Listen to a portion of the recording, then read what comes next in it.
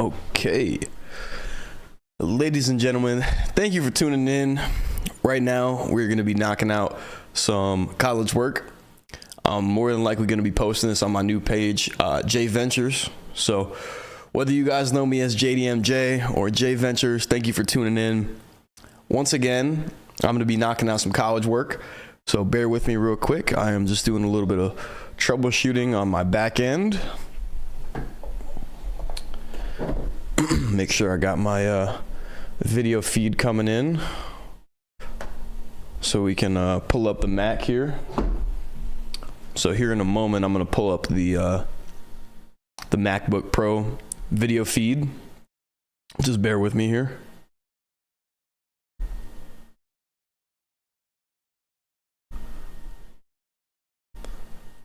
I'll pull that back.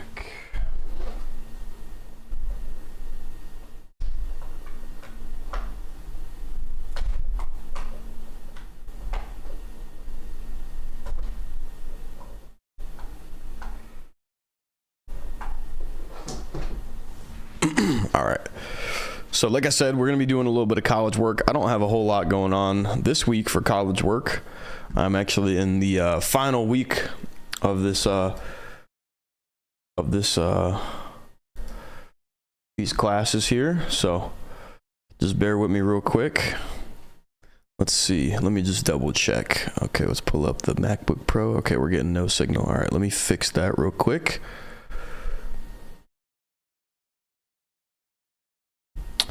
Right now, I'm just fixing my the MacBook Pro.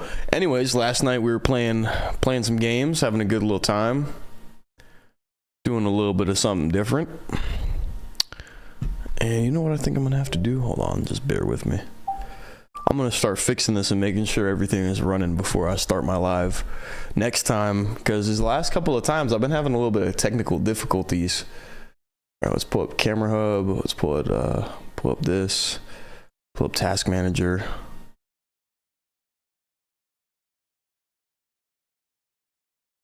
Okay. Everything seems to be running well. Okay. There we go. Camlink 4K. Apply. Elgato 4KX. Beautiful.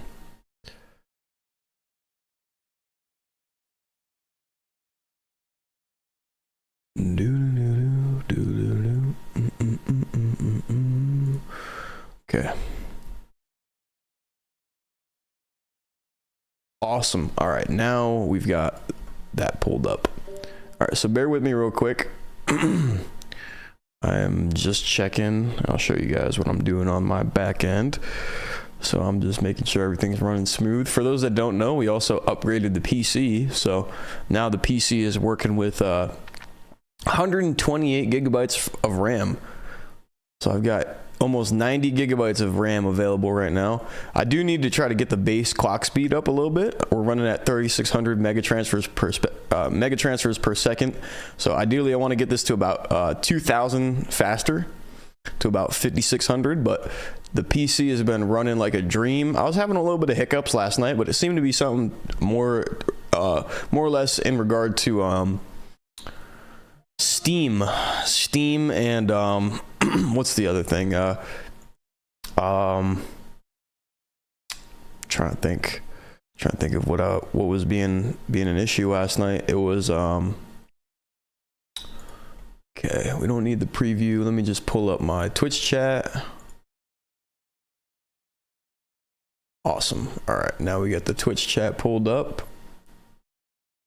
Okay. I should be able to close Camera Hub and 4K utility. Pull up the MacBook real quick. All right, now we got the Mac here through the Elgato. Just bear with me real quick. Let's go ahead and refresh this source.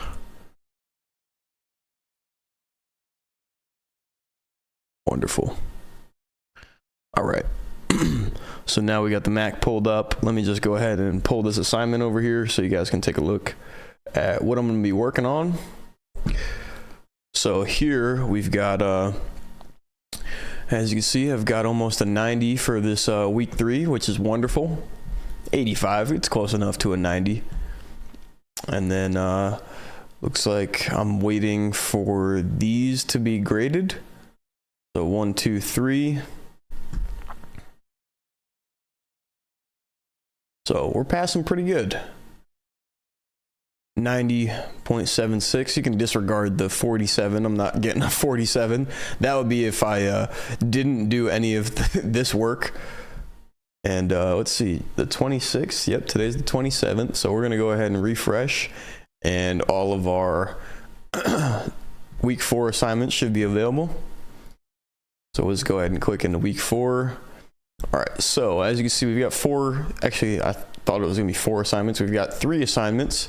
So we've got one called timing correction or time correction, one called vocal tuning, and one which is referred to as week 4 challenge. Okay, so I'm gonna try to see if I can knock this stuff out within the next couple of hours. I'm gonna try my absolute best. That way I don't have to worry about doing anything else for the rest of the week.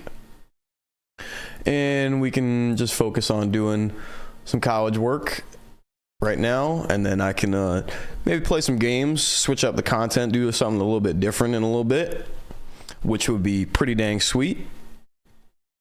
Okay, we got the Twitch chat pulled up over here, correct? Yep, all right. Awesome. Okay, so I can move this mouse out of the way. And let me get a little music in the background, just in my headphones. I could pull it up. Man, it's so nice having the additional monitors. Let me make sure this isn't gonna play out of my speakers. Yeah, I think I got my speakers muted right now. Can't play this right now. Oh, that's weird. Let's open and close Spotify. Okay, so for reference, there we go. Let me go ahead and turn that music down. All right, so like I said, I'm gonna pull up my green screen real quick. That way I can make the box of my room disappear, so just bear with me.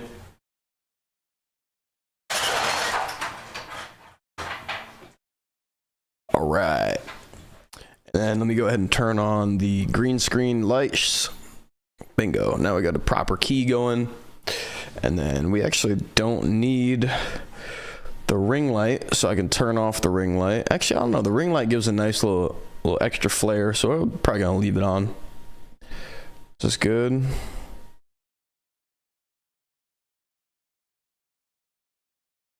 I don't know. I think that's enough light.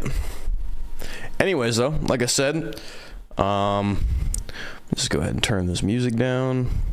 Also, I would love to be able to play music all the time on stream. However, since I have a smaller following and I'm still figuring out getting everything routed properly, I've been holding off because I don't want to be getting copyright strikes or anything of that nature, DMCA'd or anything of that nature. For those that don't know, when you play copywritten material on certain platforms like Twitch or YouTube, they're not a big fan of it, and you can actually get your channel, you can get a copyright strike, and if you get enough of if you end up getting too many copyright strikes or DMCA's, you can get your entire channel taken down, removed, demonetized. So definitely don't want to be using copywritten material that is owned by somebody else. So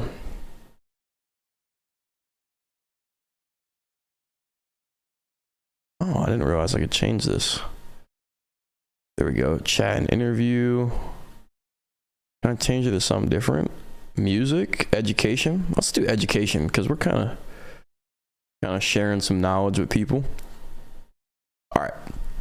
Also, for those that don't know, although I'm currently live on JDMJ, not only for my TikTok, Twitch, and YouTube, just know that this content will be going on my new channel, J Ventures. So that's going to be my channel where I do everything other than car content, because I've already got 2 forms of platforms to post car content. So figured I'd at least let you guys know that. Anyways, though, like I said, we've got 3 assignments, so I'm going to try to see if we can get these knocked out within the next, hopefully, hour or 2 hours. So let's go ahead and jump into time correction.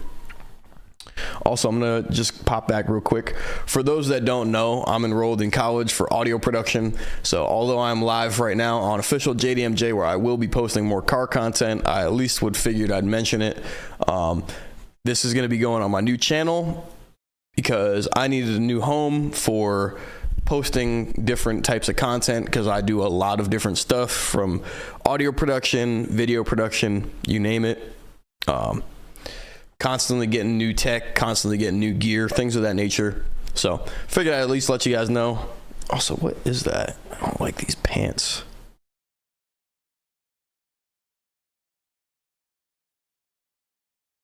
All right, anyways. So yeah, figured I'd mention that. Also, that anybody who may not know, I'm currently enrolled in college for audio production. I'm working on getting my bachelor's degree, or my associate's, and then my bachelor's degree. I do an accelerated learning program, so it keeps me pretty dang busy. But right now, what I'm working on is we're going to be doing some college work. So let me go ahead and pull this up. Man, I'm going to have to change my pants in a minute. I don't know what it is. There's something that's not fucking comfortable in these. Anyways, though, not a big deal. Time correction. So I'm just going to briefly read through this real quick so I know what I got to do. Making tracks pocket or groove together often takes more than just using a grid. It takes really feeling where notes should land in relation to everything else that is going on in the music and everything else that has occurred previously, matching phrases, knowing style and the character of the performers. Counting beats correctly is essential to knowing where to place a phrase. Let's see, is that in the shot? Pull that back. There we go. That's more like it. Counting beats correctly is essential to knowing where to place a phrase. As an audio professional working with music, an important skill to have is to be able to recognize timing issues within a groove. It may surprise you, but a lot of problems can be remedied just by fixing timing issues. As an example, a lot of the time when parts of a musical arrangement feel off key, it could be because they're having timing issues and aren't progressing together. You may have heard and or learned many different methods of time correction, but it's important to understand the effect each method may have on your audio's fidelity. For instance, Elastic Audio and Pro Tools is a very capable way of correcting time. However, no matter how good it can sound, it always compromises your audio source and may add unwanted artifacts.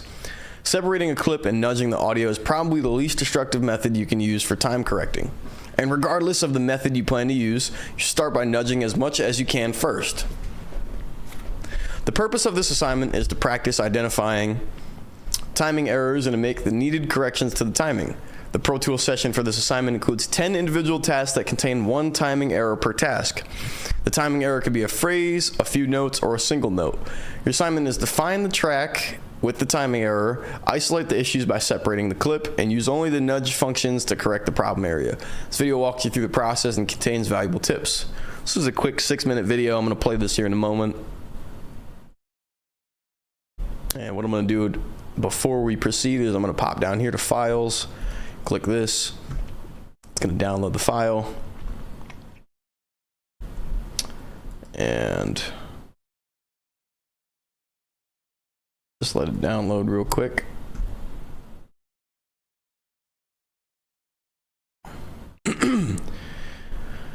And once this file is downloaded, we can go ahead and proceed.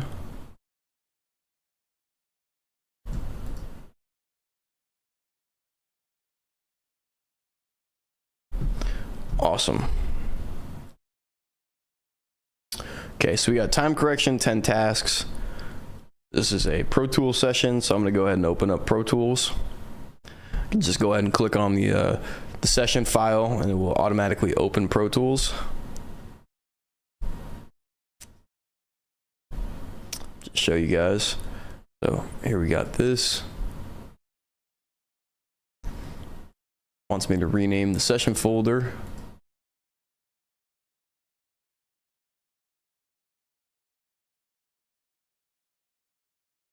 What I'm going to do is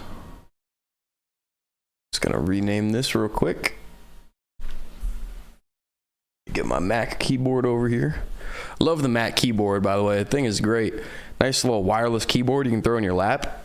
And it's nice and slender. Look at this thing. This thing is super thin. One of my favorite things about it. Does the trick. Also, that's funny. You can see I can put the words on it. Like this. Maybe not. That was weird. They showed up when it was like that. There we go. Anyways, yep. So I'm gonna go ahead and throw my keyboard on my lap. Just gonna rename this briefly.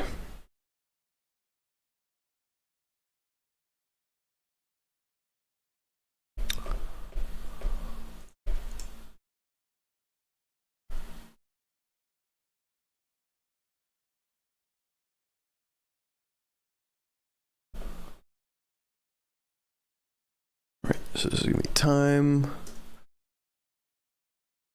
correction. Okay, so now that we got this renamed, open your session. Okay, so I'm just gonna pull the session up to the big screen. We'll have this on one screen, and then we'll also have our instructions on another. So we're gonna open the session and using save as, name it as last name, first name _ time correction. So we're gonna do that real quick. Save session as.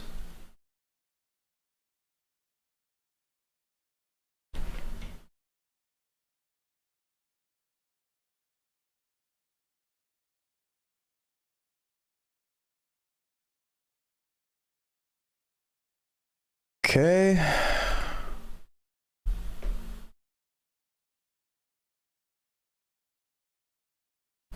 Awesome.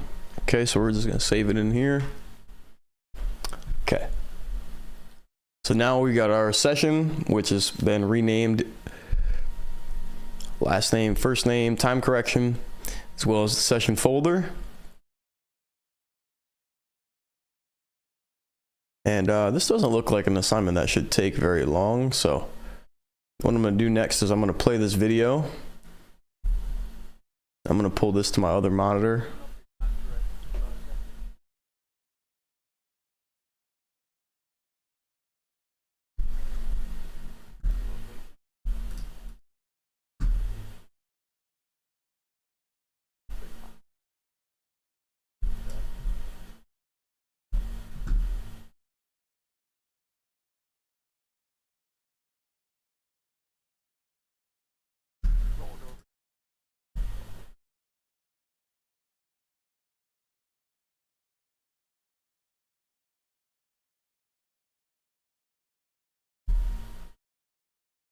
That's it? Wait a minute. Hold on. I was gonna say, is that all we got for the video?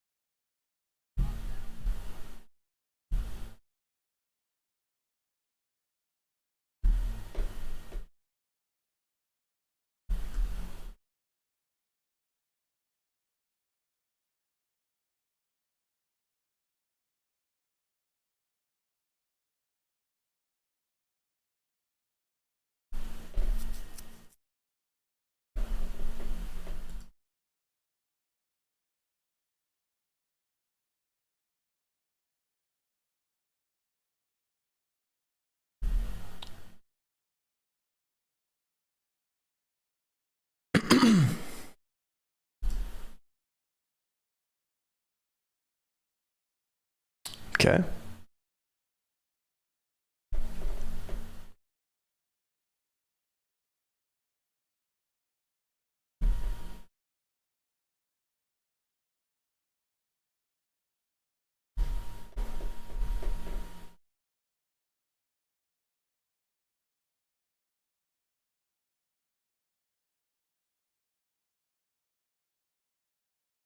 Sounds good.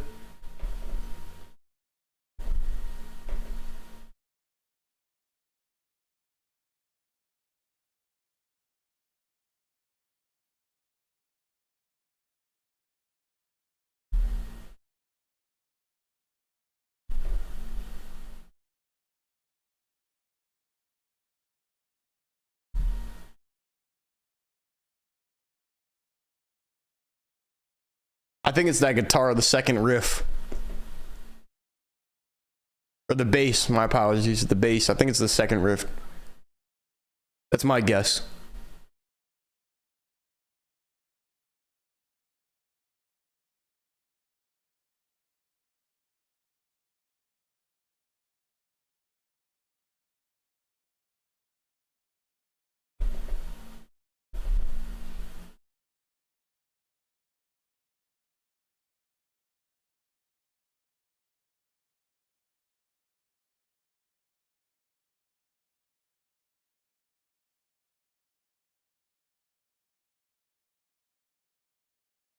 Okay.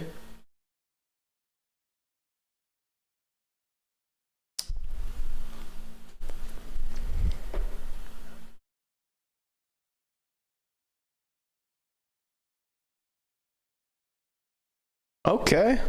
Nice. We definitely got a full-size keyboard.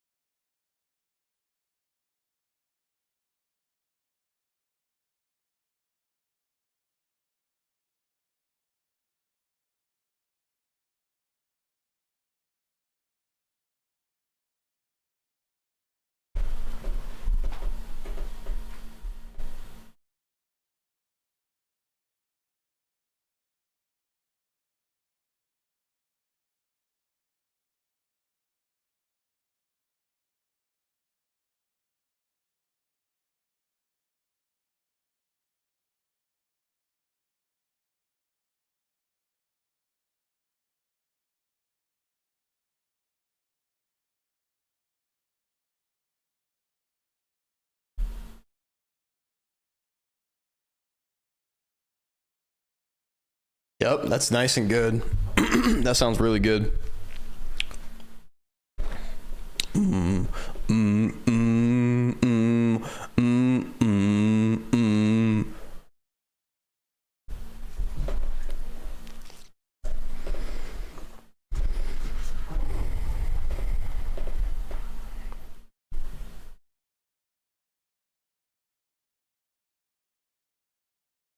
Okay.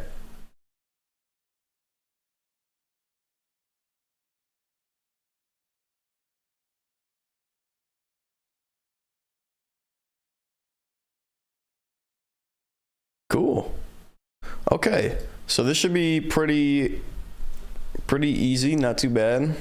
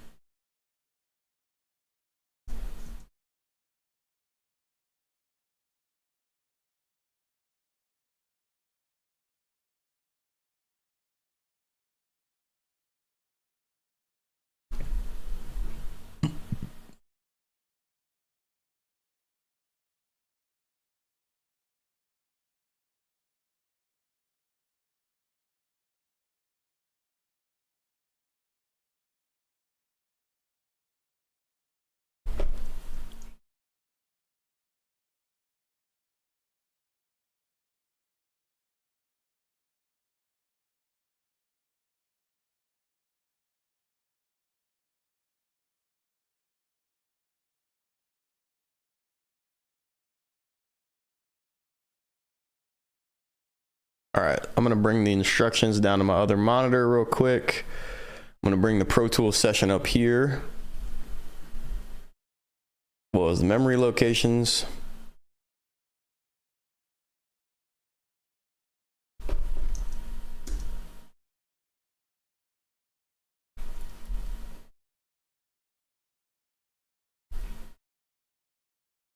Go ahead and bring the memory locations back down.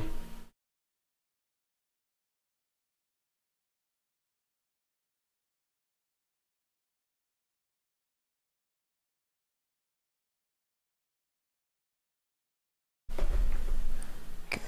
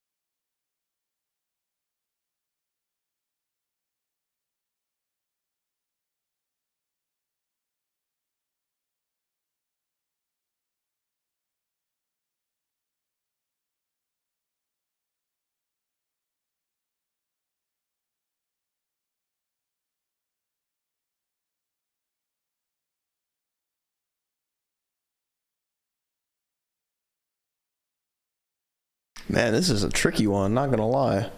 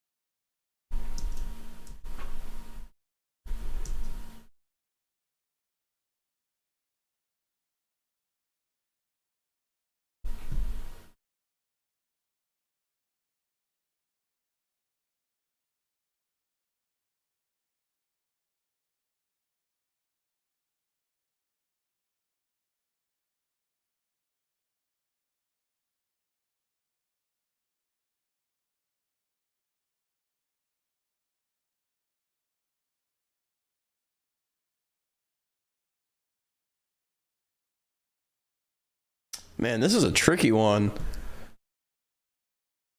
Trying to figure out what needs to be nudged, but I mean, the only thing that sounds off is like the drums potentially, or maybe it's the bass or whatever this instrument is here.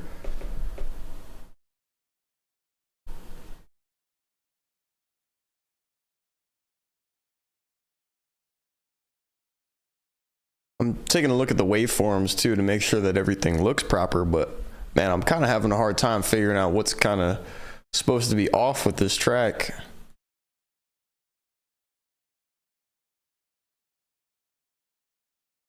So far, everything sounds pretty good.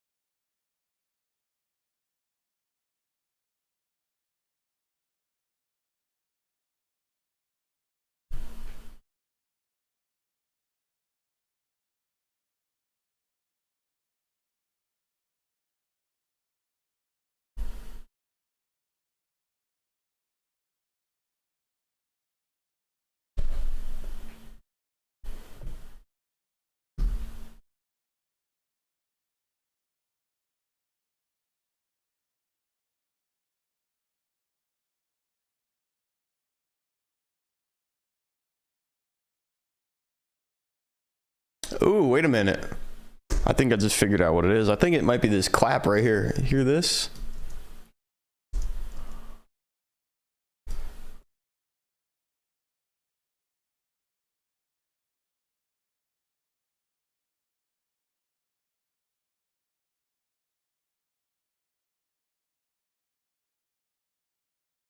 I don't know. This track is throwing me off.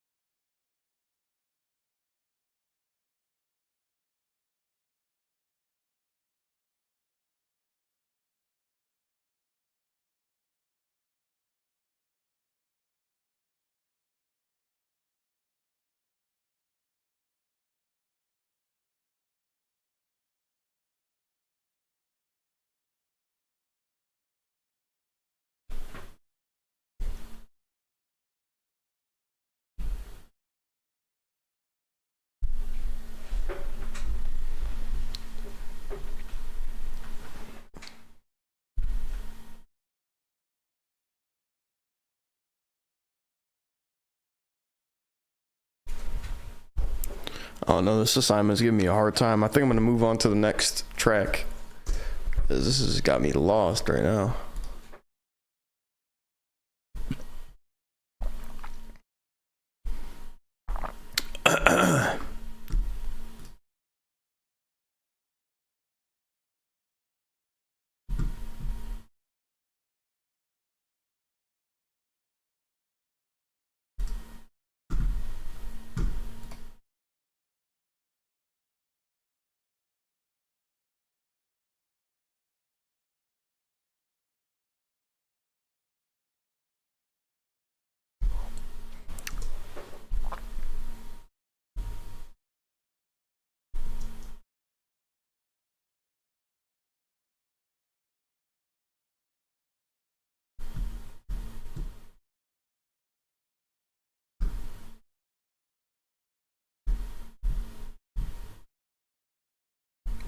Fuck.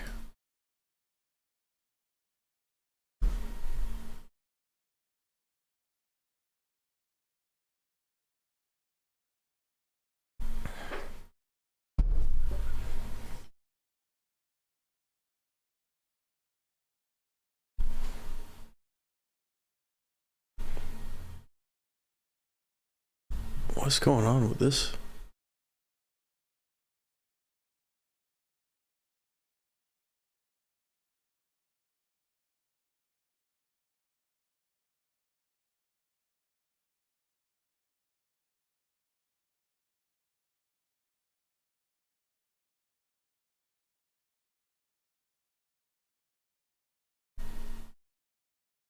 The fuck is going on?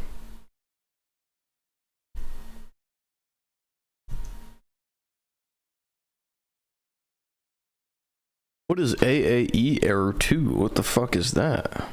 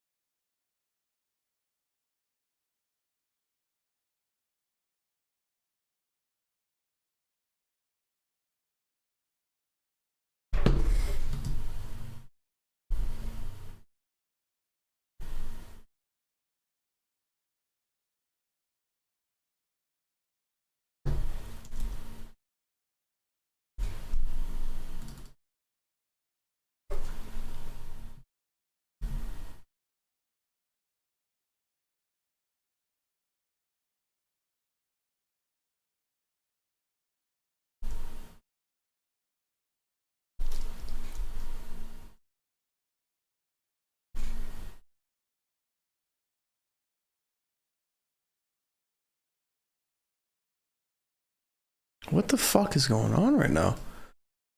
I can only play one of these? What is going on? I can't even do this assignment. What the fuck?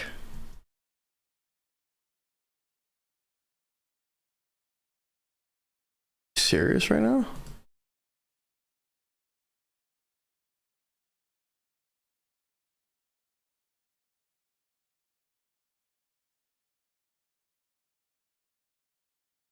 What the fuck?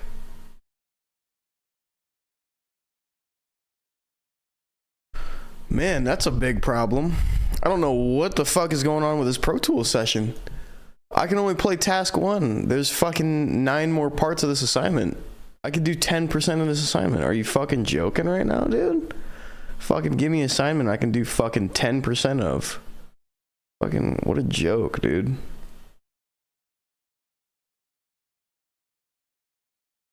Let's see if that's why.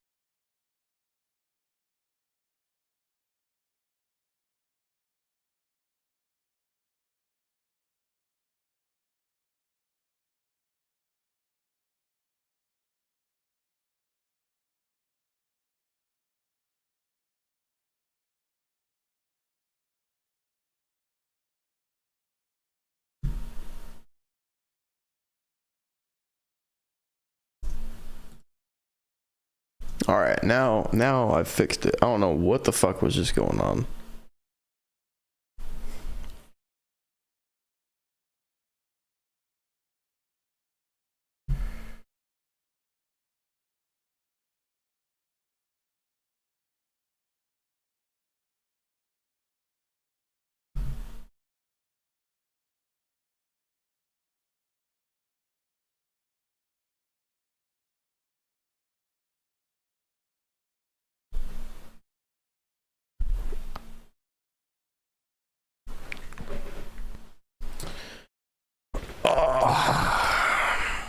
I gotta lean this chair back so I can get a...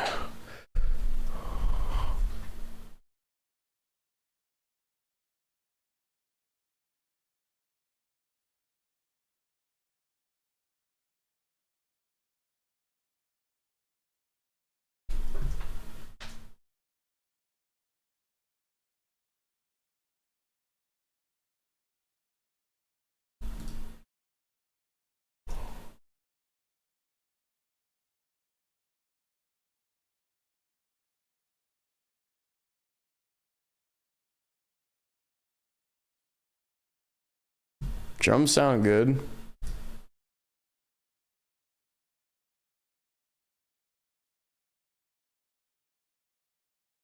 Ah, that right there, that's the tell. All right, so right here, this needs to come forward.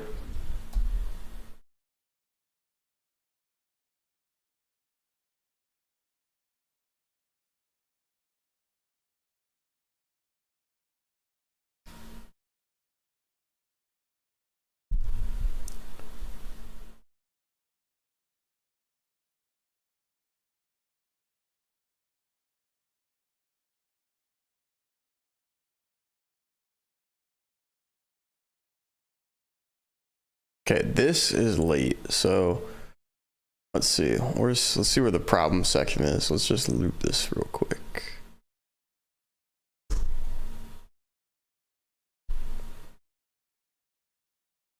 You know what I'm gonna do? I'm gonna move just this right here.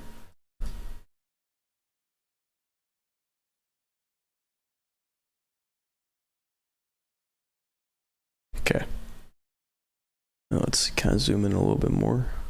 Awesome.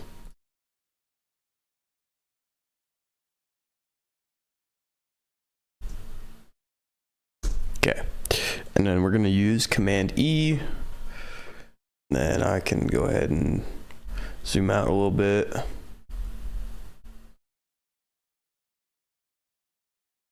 And then we're going to shift this to the left. Let's just do it by 1 first, and then let's listen to it. Let's see if it sounds proper now.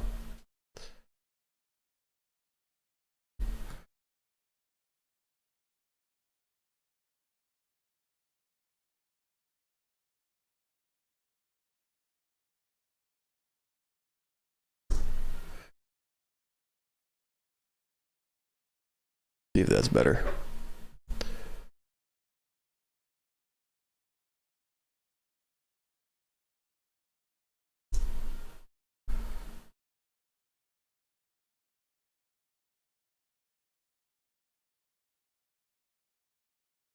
It's still late. Let's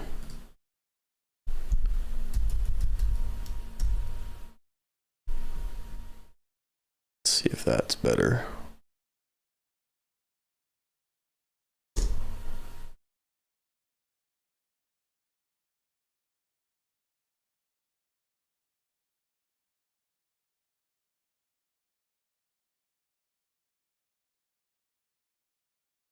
Listen to that one more time.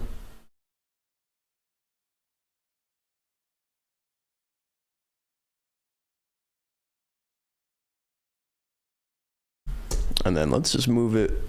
Oh, I just moved the whole track. Let's move just this. Crossfades, keep clicking on the wrong spot. Let's move this forward one more and listen to it just real quick. Just to see if that's proper. I think it is. I'm pretty sure that's it. But I could tell immediately in this track that that was the problem area.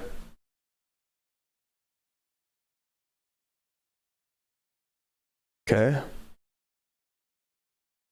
Nope, I think I had it perfect. So I'm gonna move this back, nudge it back once more, and then might be able to move this. You see this waveform right here? This waveform, so everything from here might need to move back. But we're gonna listen to it real quick, make sure it sounds good, and then go from there.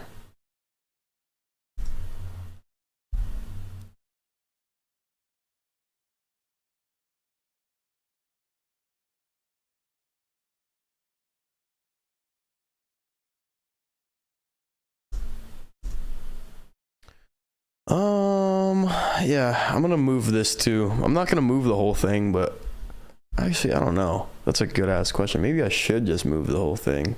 Actually, you know what? Let's listen to it now. How about that? Oops, I did not mean to do that.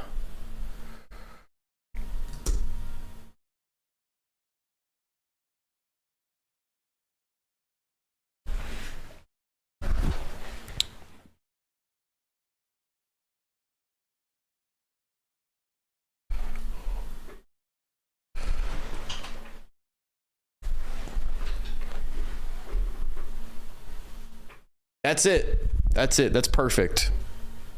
That was our problem area. This section right here, you can hear it now. Especially with everything else together.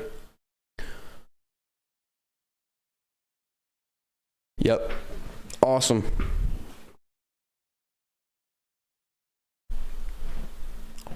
Okay. So that's that. That's that for take 2. Right? Or I'm sorry, not take 2, task 2. Right? So we're going to move on. We're going to keep moving. We're going to move on to the next task. So let me pull up my memory locations. Ta-da. And let's go to task 3.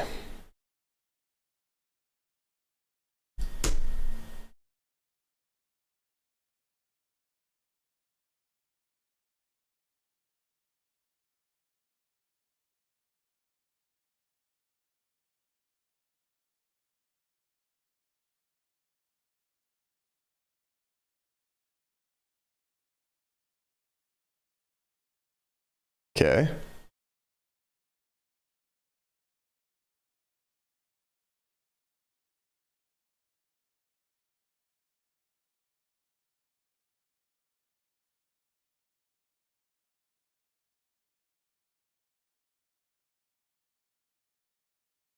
Drums are good.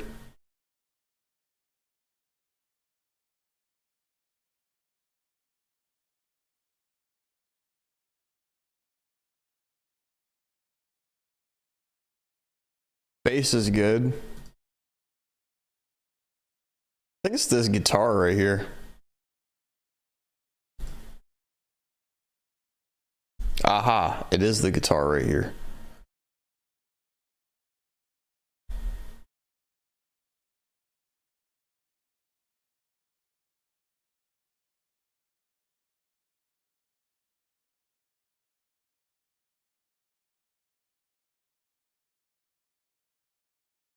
This one right here. Right there. So what we're gonna do is we're gonna click on this. We're gonna zoom in.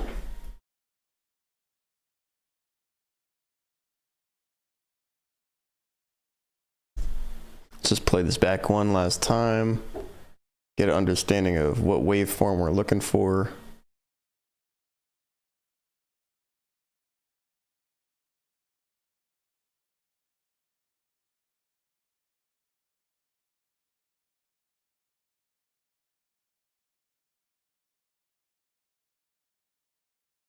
This one right here.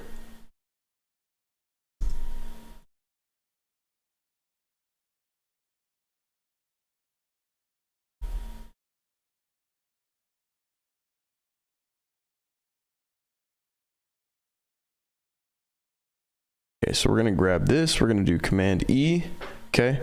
We're gonna zoom out, and then we're gonna click minus twice, and then let's play this back.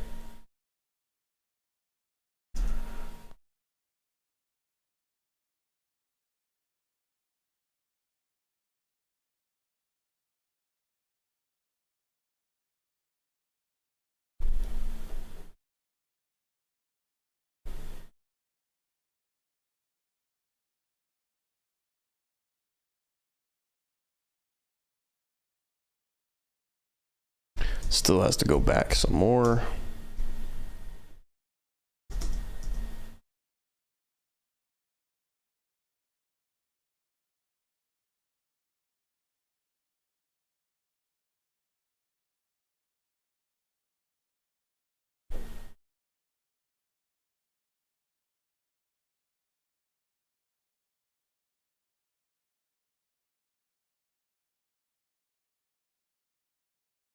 Back one more.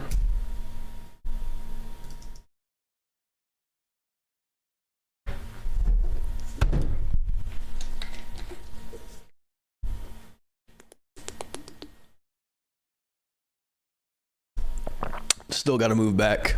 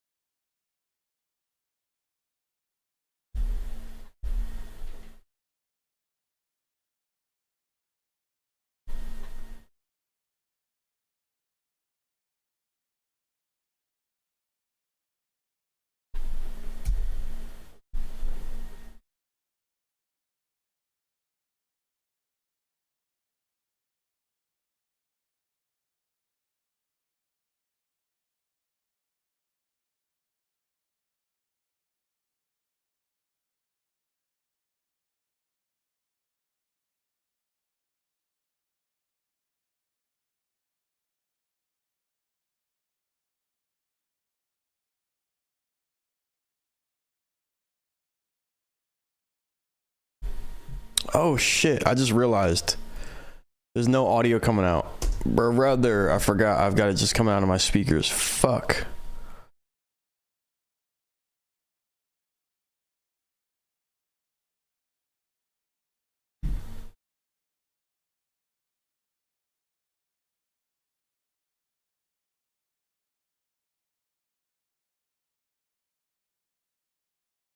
Shit, I did not realize that. I wish I realized that earlier.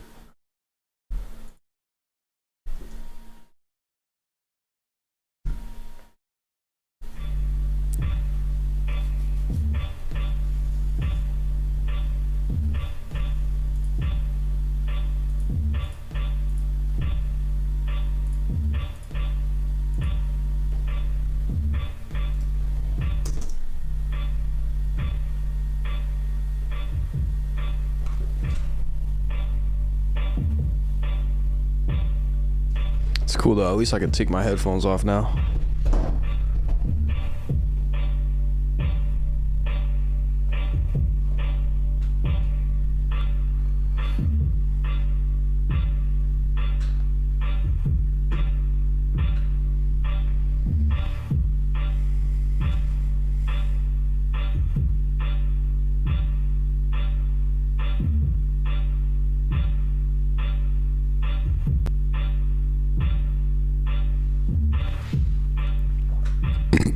Okay, so this is now correct. Definitely, 100% with everything.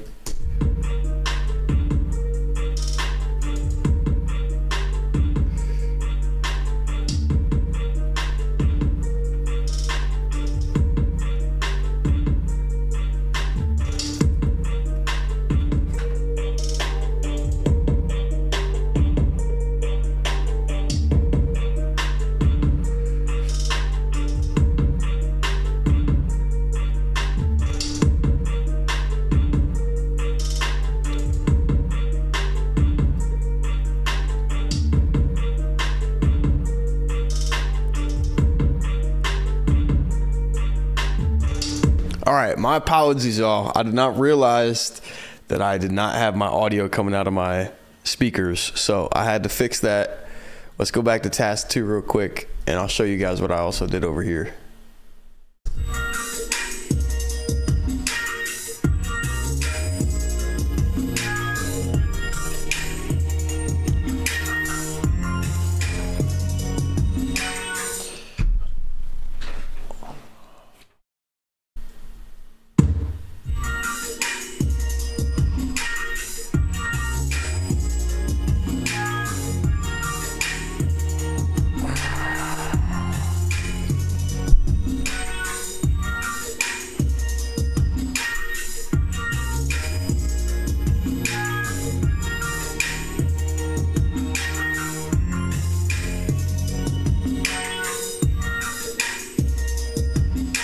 Okay, so task 2 is correct now. Task 3 is now correct.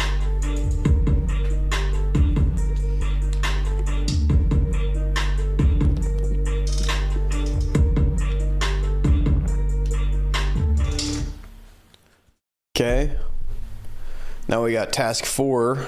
I gotta go back to task 1. Let's see if I can figure out what the hell it is in task 1.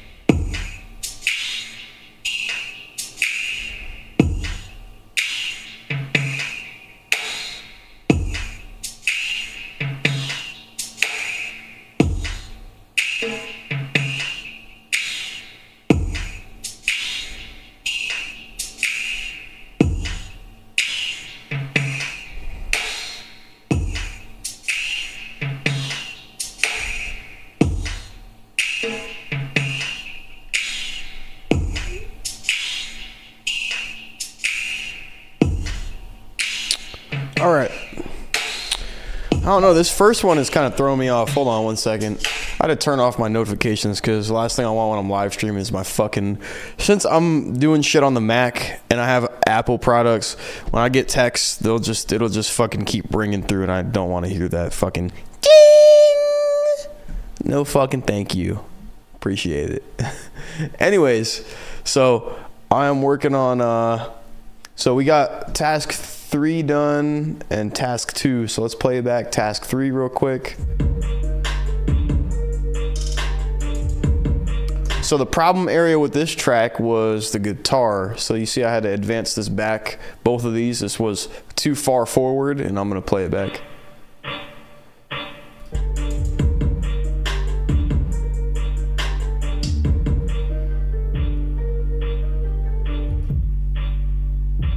So you can hear it. Now it's corrected, but before this, I'm just zooming in on this section. This was further over, and this was further over, and it was out of time. It wasn't proper. Now you can hear it. They all line up. Okay, so I'm gonna pause that track. We'll go to task 2. So let me just pull up the memory locations real quick. Go to task 2. Task 2 was the guitar on this track.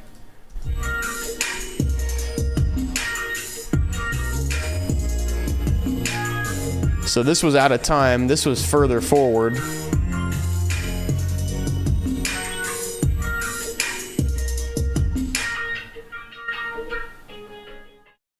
And you could hear it. There was basically a period of silence.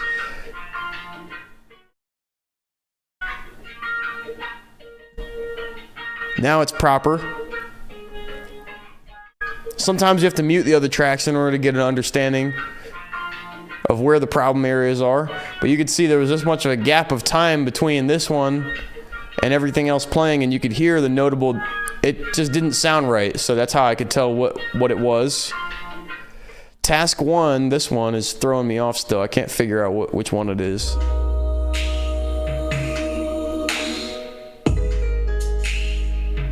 I think it's one of the drums or the snap.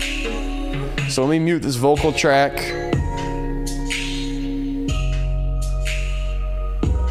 Bass sounds good.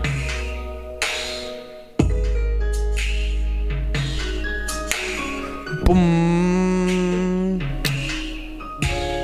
Boom. Boom.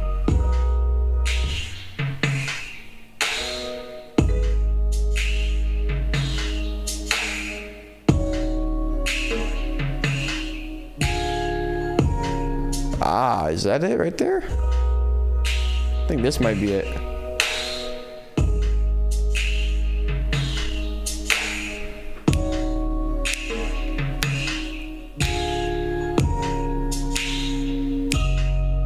I don't know. I can't tell on track 1. This shit is confusing.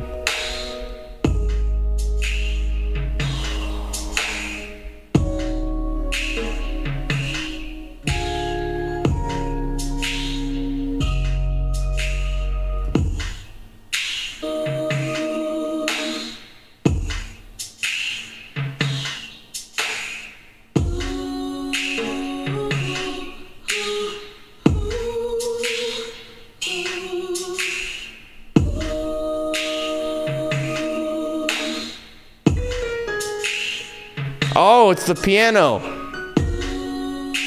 I think it's the piano.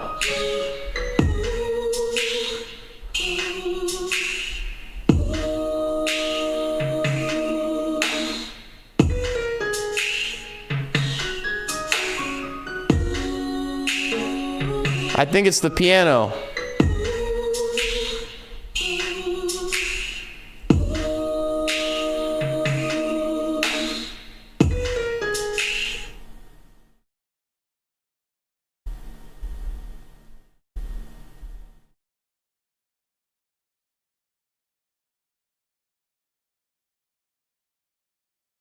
Command E. I have a very strong feeling it's the piano.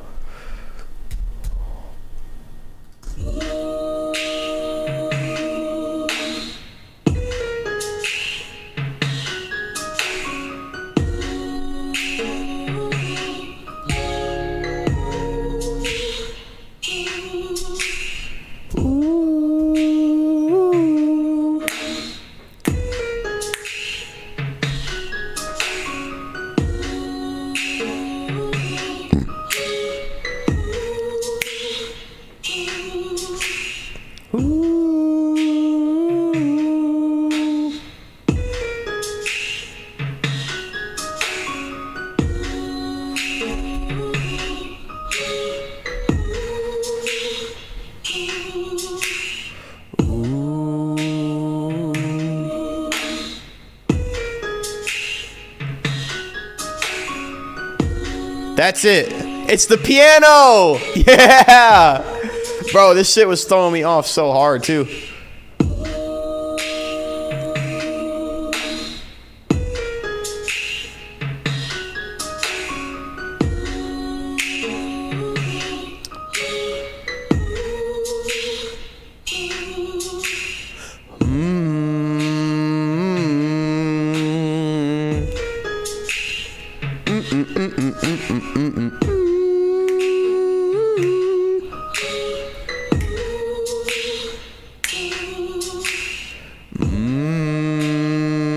All right, that's definitely it. So this problem area on this track was this piano. So the piano was much further forward by this much. So I moved it back, and let's try it. Let's move it back just like 2 more.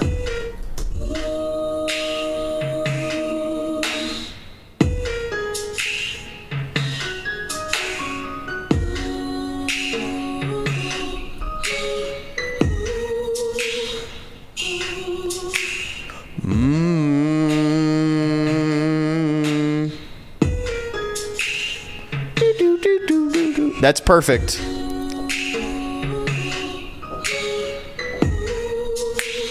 Ooh. All right. So task 1 is now done. Task 2 is done. We'll let it play through task 2 real quick.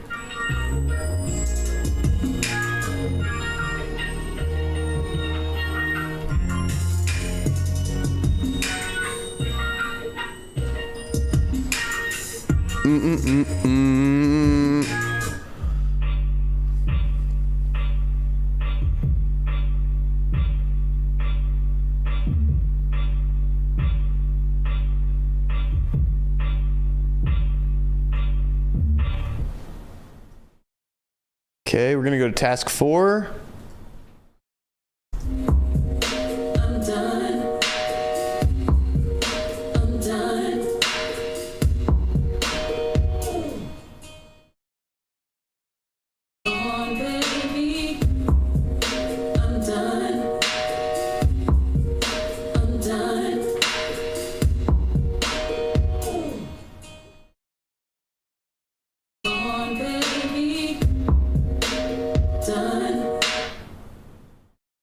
I'm done.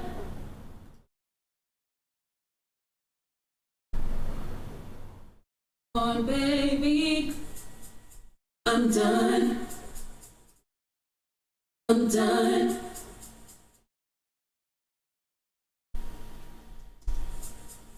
I'm done. I'm done. I'm done. That's it right there.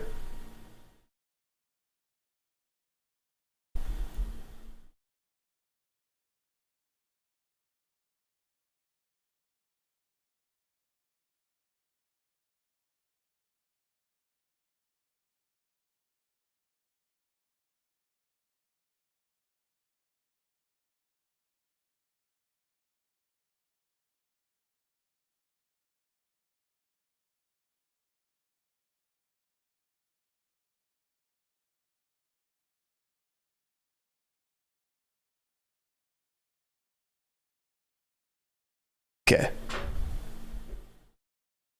Command E.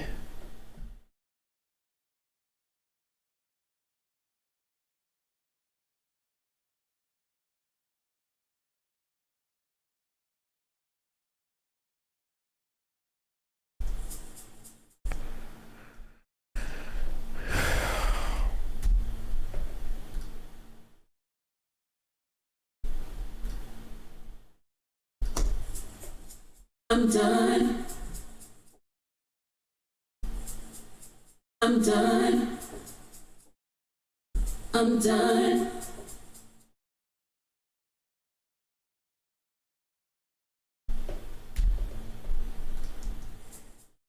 I'm done. I'm done.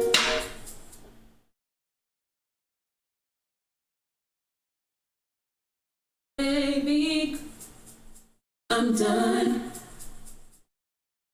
I'm done. Okay. So that was that. That was the shaker. I'm done. I'm done.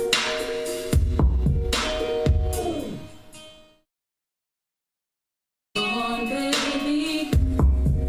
I'm done. I'm done.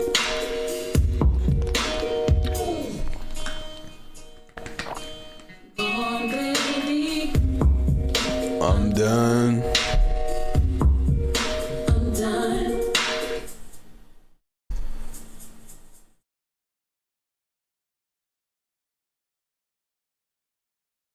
Okay, that's that. Okay, let's pull up our memory locations once again. Go to task 5. Okay, let's listen through this.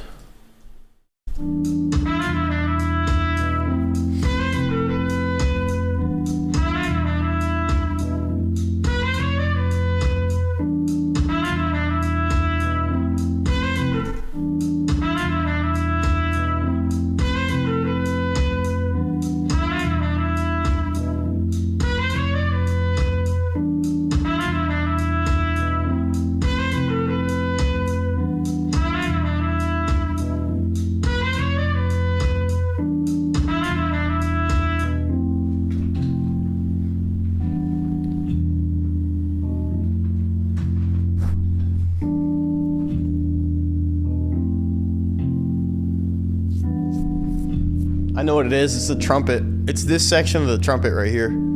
So this is good.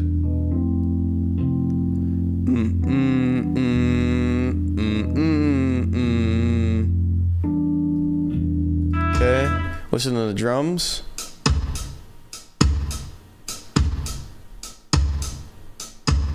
And 2 and 3. 1, 2, 3. 1, 2, 3, 4. 2, 2, 3, 4. 3, 2, 3, 4. 4, 2, 3, 4. Okay, and then if you listen to the trumpet.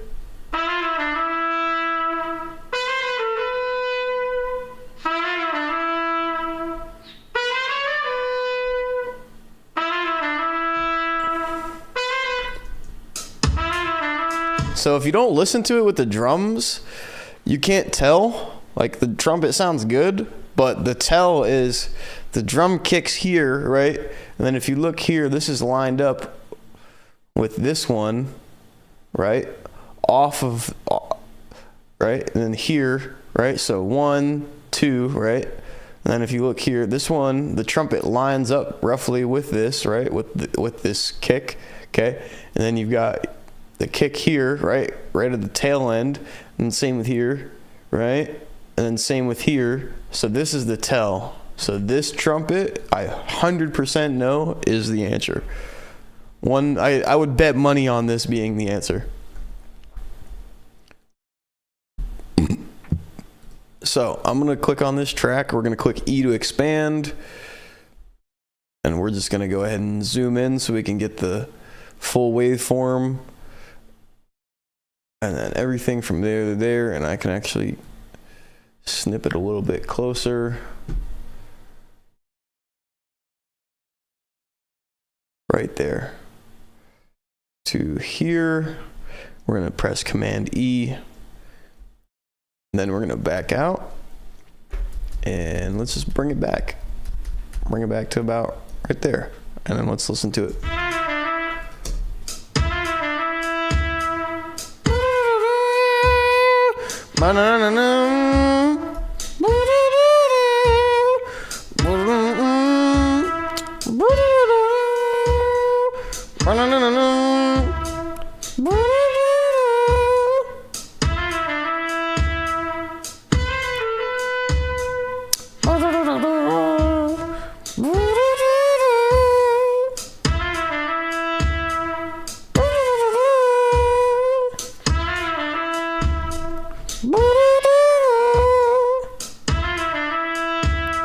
And 3 and 4, 1 and 2 and 3 and 4, 1 and 2 and 3 and 4, 1 and 2 and 3 and 4, 1 and 2 and 3 and 4, 1 and 2 and 3 and 4, 1 and 2 and 3 and 4. All right, so it was the trumpet. As you can see, I had to take the trumpet, right, and move it over. So now if we take a look, this aligns with here, right? With the start of this trumpet. Same with how it aligns here with the start of this one. And then let's just go ahead and play it all together.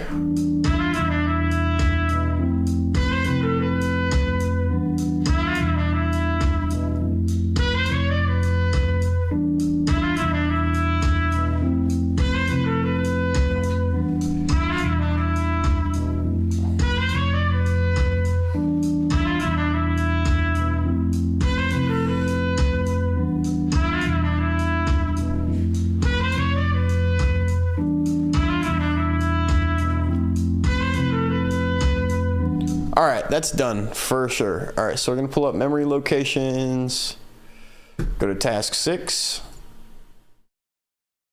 This should be easier, there's only 2 tracks.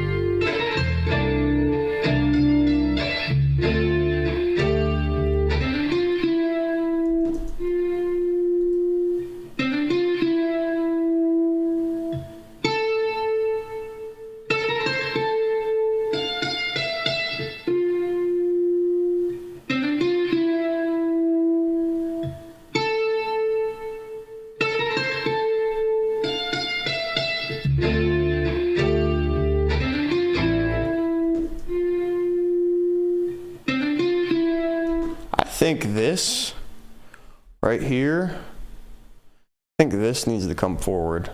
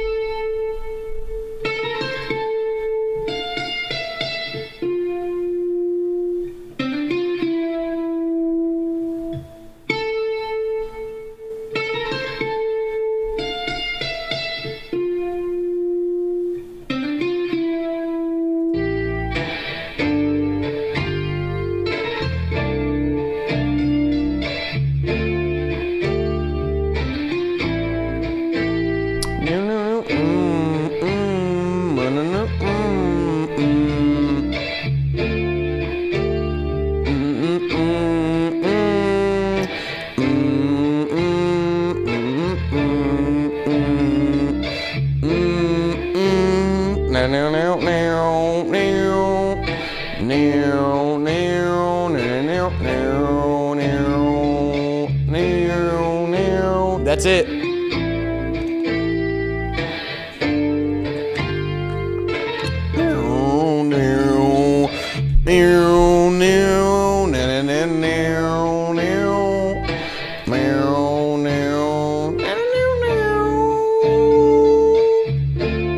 All right, that's that. Task 7 now.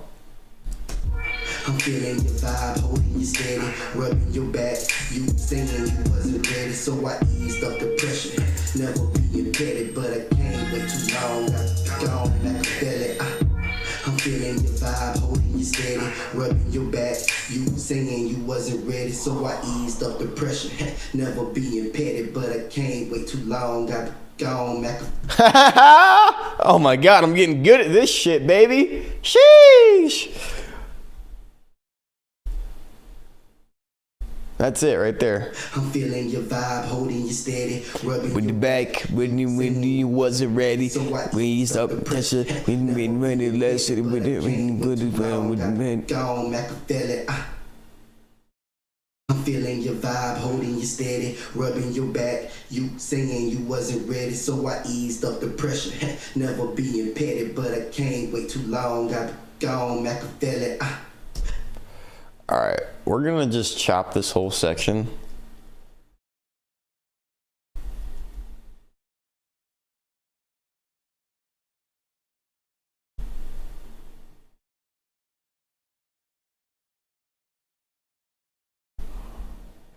Command E. Back this up like 4 clicks.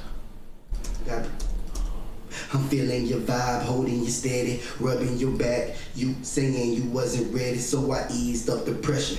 Never being petty, but I can't wait too long. I gone, I can gone, I can.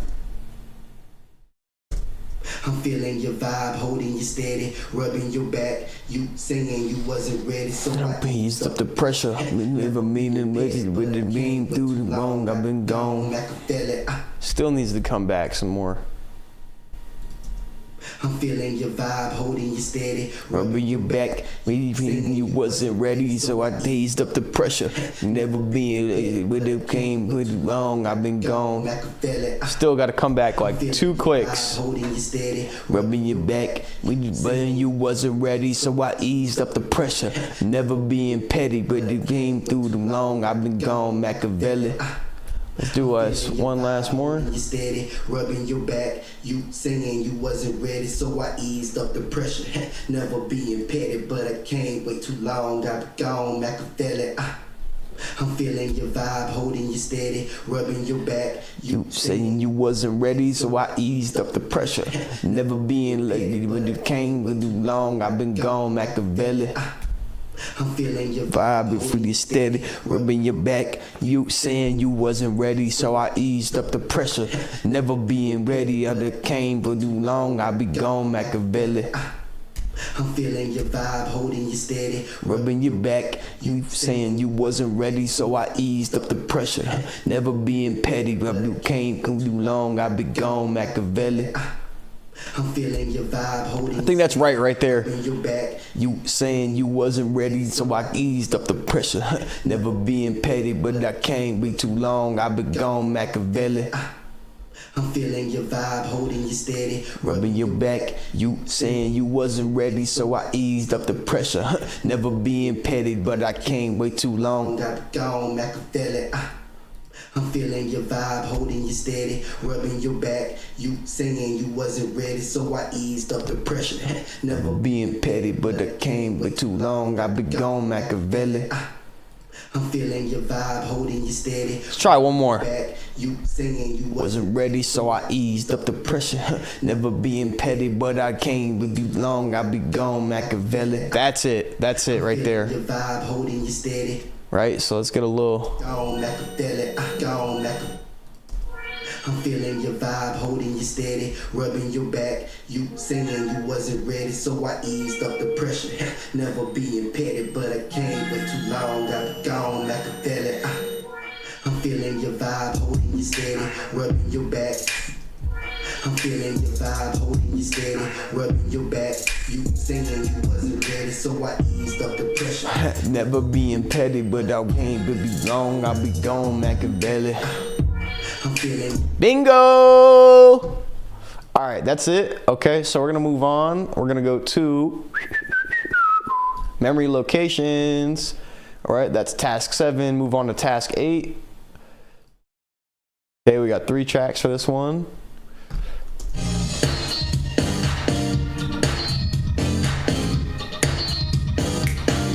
Ah, it's the clap. Ha! I don't even gotta listen to it fully. It's this clap right here.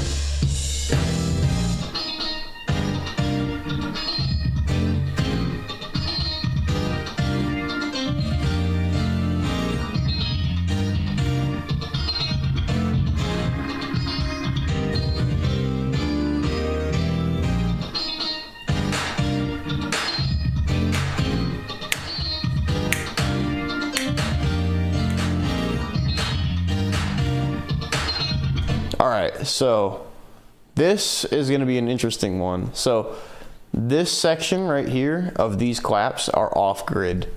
Everything else is good, but you can listen, hear it.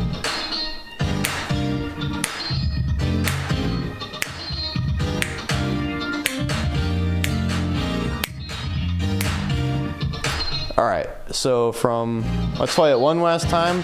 1, 3, 6, 7, 8, 9, 10. Okay, so from here to here, these 4 claps are off time. Ready? We're gonna do it one last time.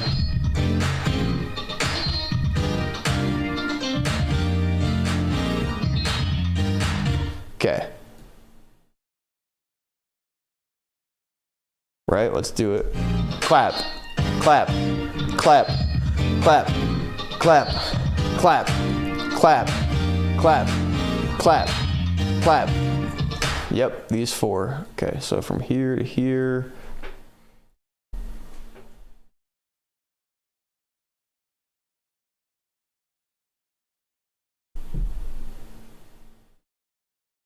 One, 2, 3, 4. Okay.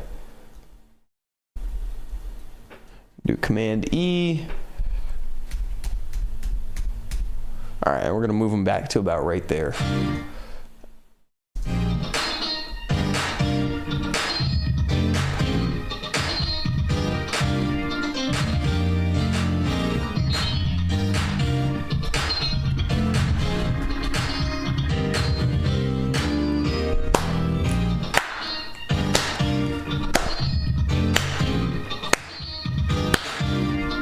These still got to go back a little bit more. All right, so let's keep playing.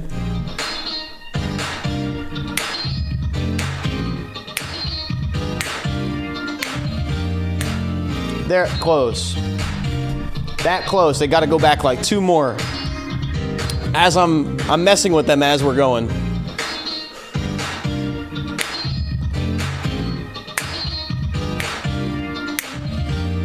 They're still off time.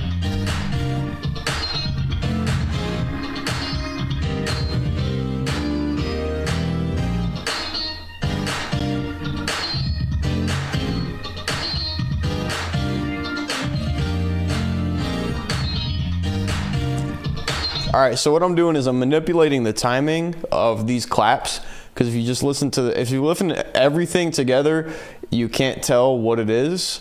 But I played just the clap track, and you can hear that they were off time. So right now I'm gonna play this entire clap track back. 3, 4,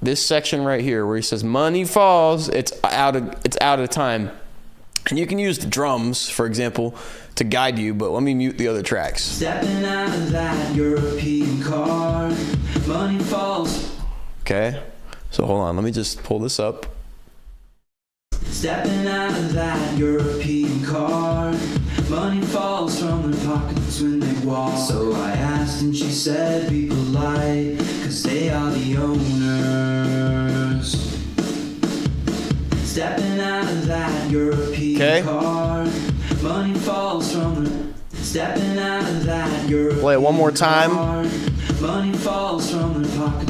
Okay, so I think I'm gonna do right before he says money falls, I think. Stepping out of that European car, money falls from their pockets when they walk. Stepping out of that European car, money falls. All right, so I'm gonna do from here. Let's zoom in a little bit more.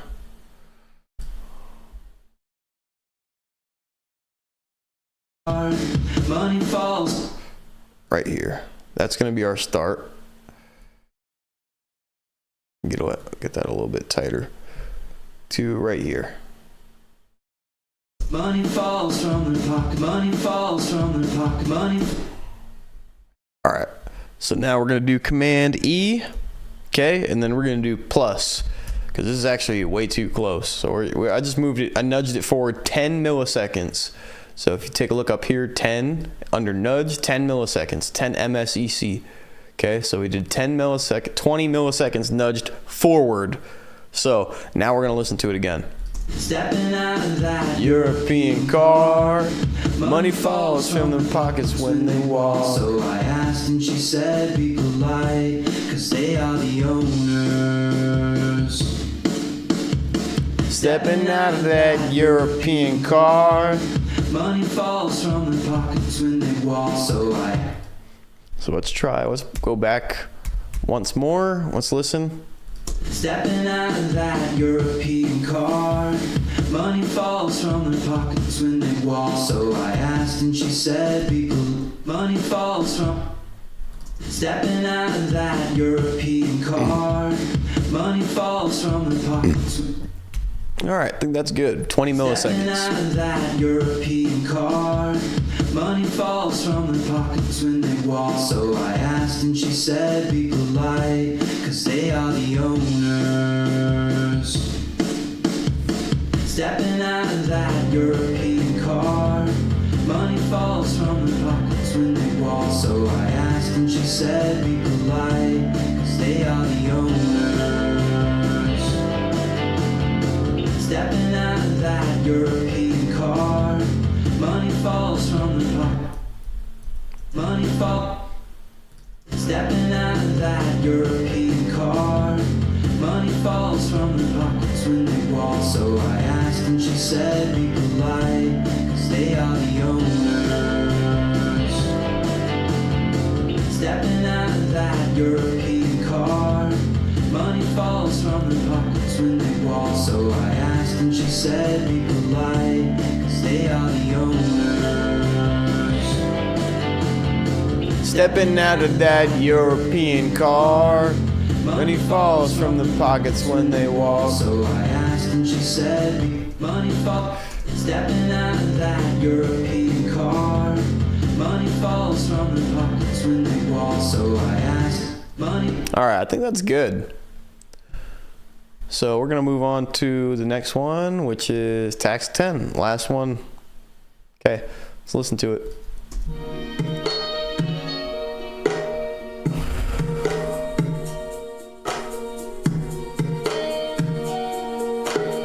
Ah! That's it right there.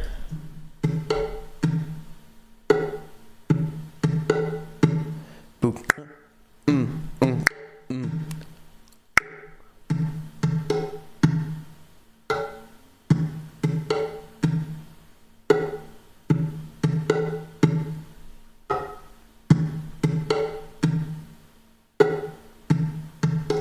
I think it's this. I think it's this note right here. See how it's later? I'm just gonna listen to it again.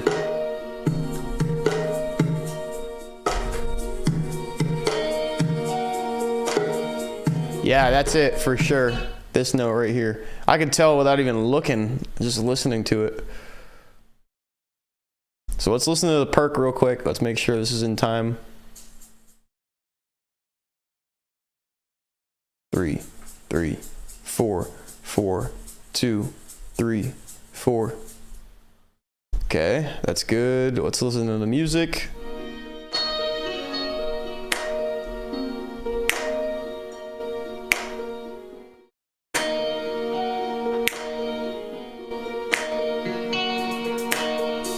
Okay, it's definitely this. 100%. Willing to bet money on it.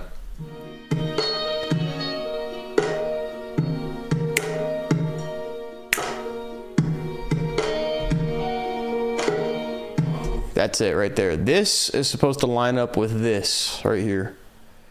And you can tell too from this one lines up with this one lines up with this one lines up with this one, doesn't line up with this one, and then this one does line up with it. So that's why it also sounds off grid. So we're gonna click this, click E to expand. And which one am I looking for? This one right here. So let me just put my cursor right there. Perfect.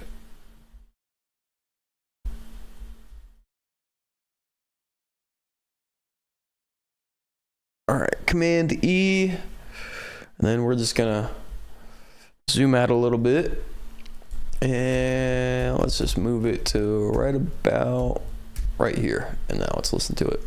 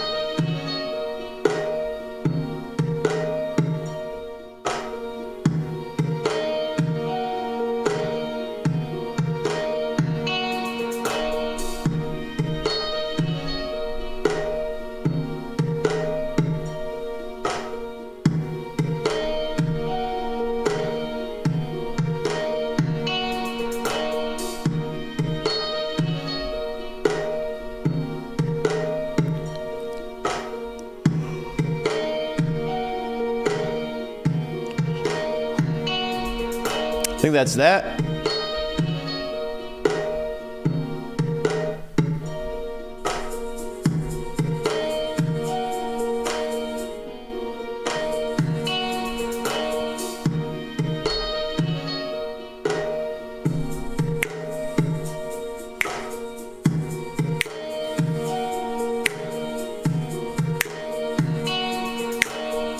Okay. I am pretty sure that is all done correctly. So what we're going to do here is I'm going to save this. So we're going to Command S.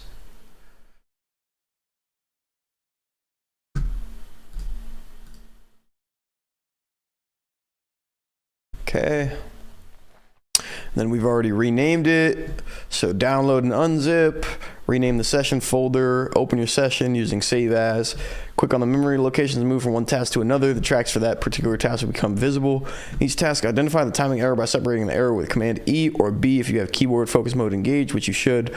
Using only the nudge function, minus or plus on the numeric keypad, or less than, greater than on your laptop keyboard, correct the timing error in each task. Do not consolidate your work. No points will be awarded for any consolidated task because we won't be able to see your work clearly. Remember that there is only one timing error per task. Remember that there is only one timing error per task. It may be as little as a single note or as much as an entire phrase. But if you make more than one edit in a task, you will lose points.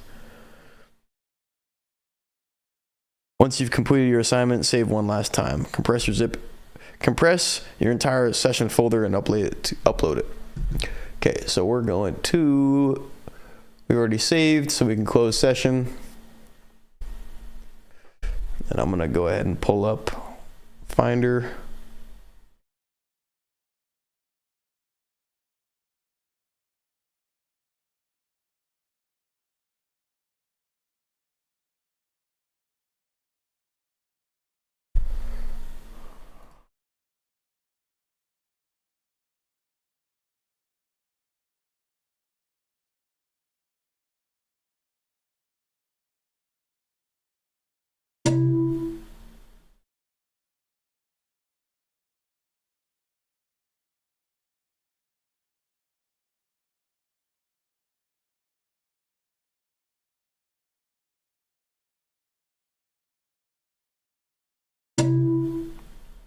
Okay. So now I've got that file zipped. I'm gonna go ahead and bring the Safari window back up here. I'm gonna go ahead and upload this assignment. And just let it do its thing real quick. I'm gonna grab another water and I'll be right back. And then we're gonna move on to the next one because that assignment is done.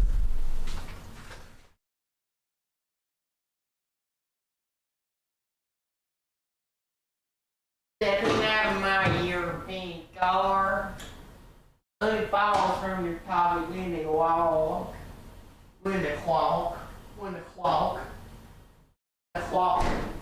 walking through the whiskey fields, walking on a dream, how can I explain?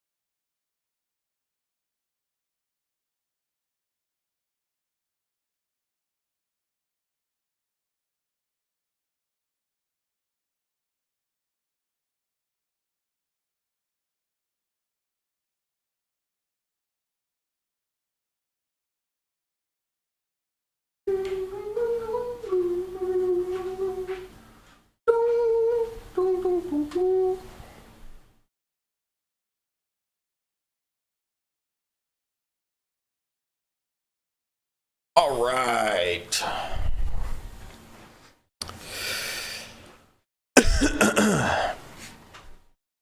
All right, that assignment is done, ladies and gentlemen. On to the next one. I had to go get a blanket real quick. Oh, and I'm gonna sit my ass up.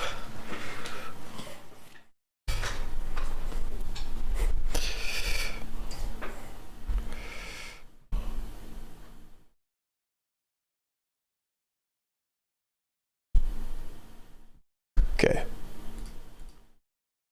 We're gonna submit that. Now that's done. Now we're gonna go to vocal tuning. The elements of tuning. When it comes to tuning, there's some key terminology that you need to know. So let me, oops, what did I just do?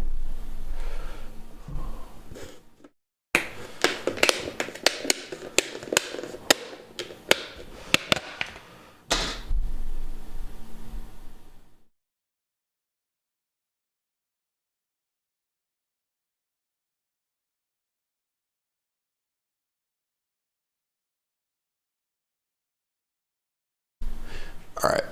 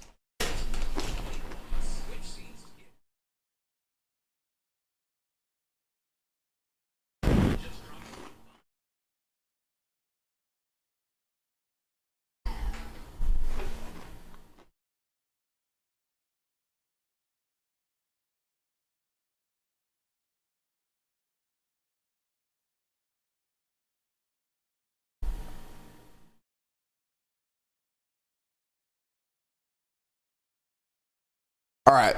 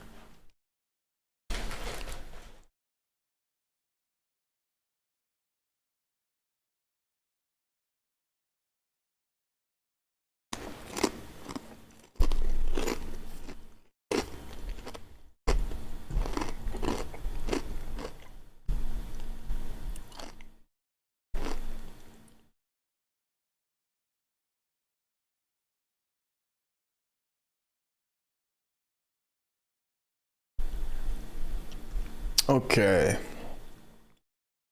So for starters, we're going to download this file.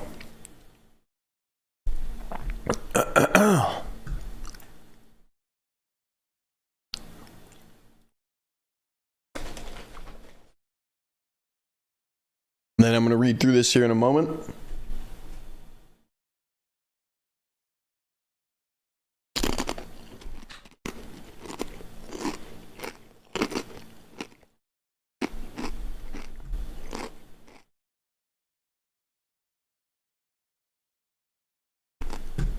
All right. This assignment is called vocal tuning. It says the elements of tuning. When it comes to tuning, there's some key terminology you need to know.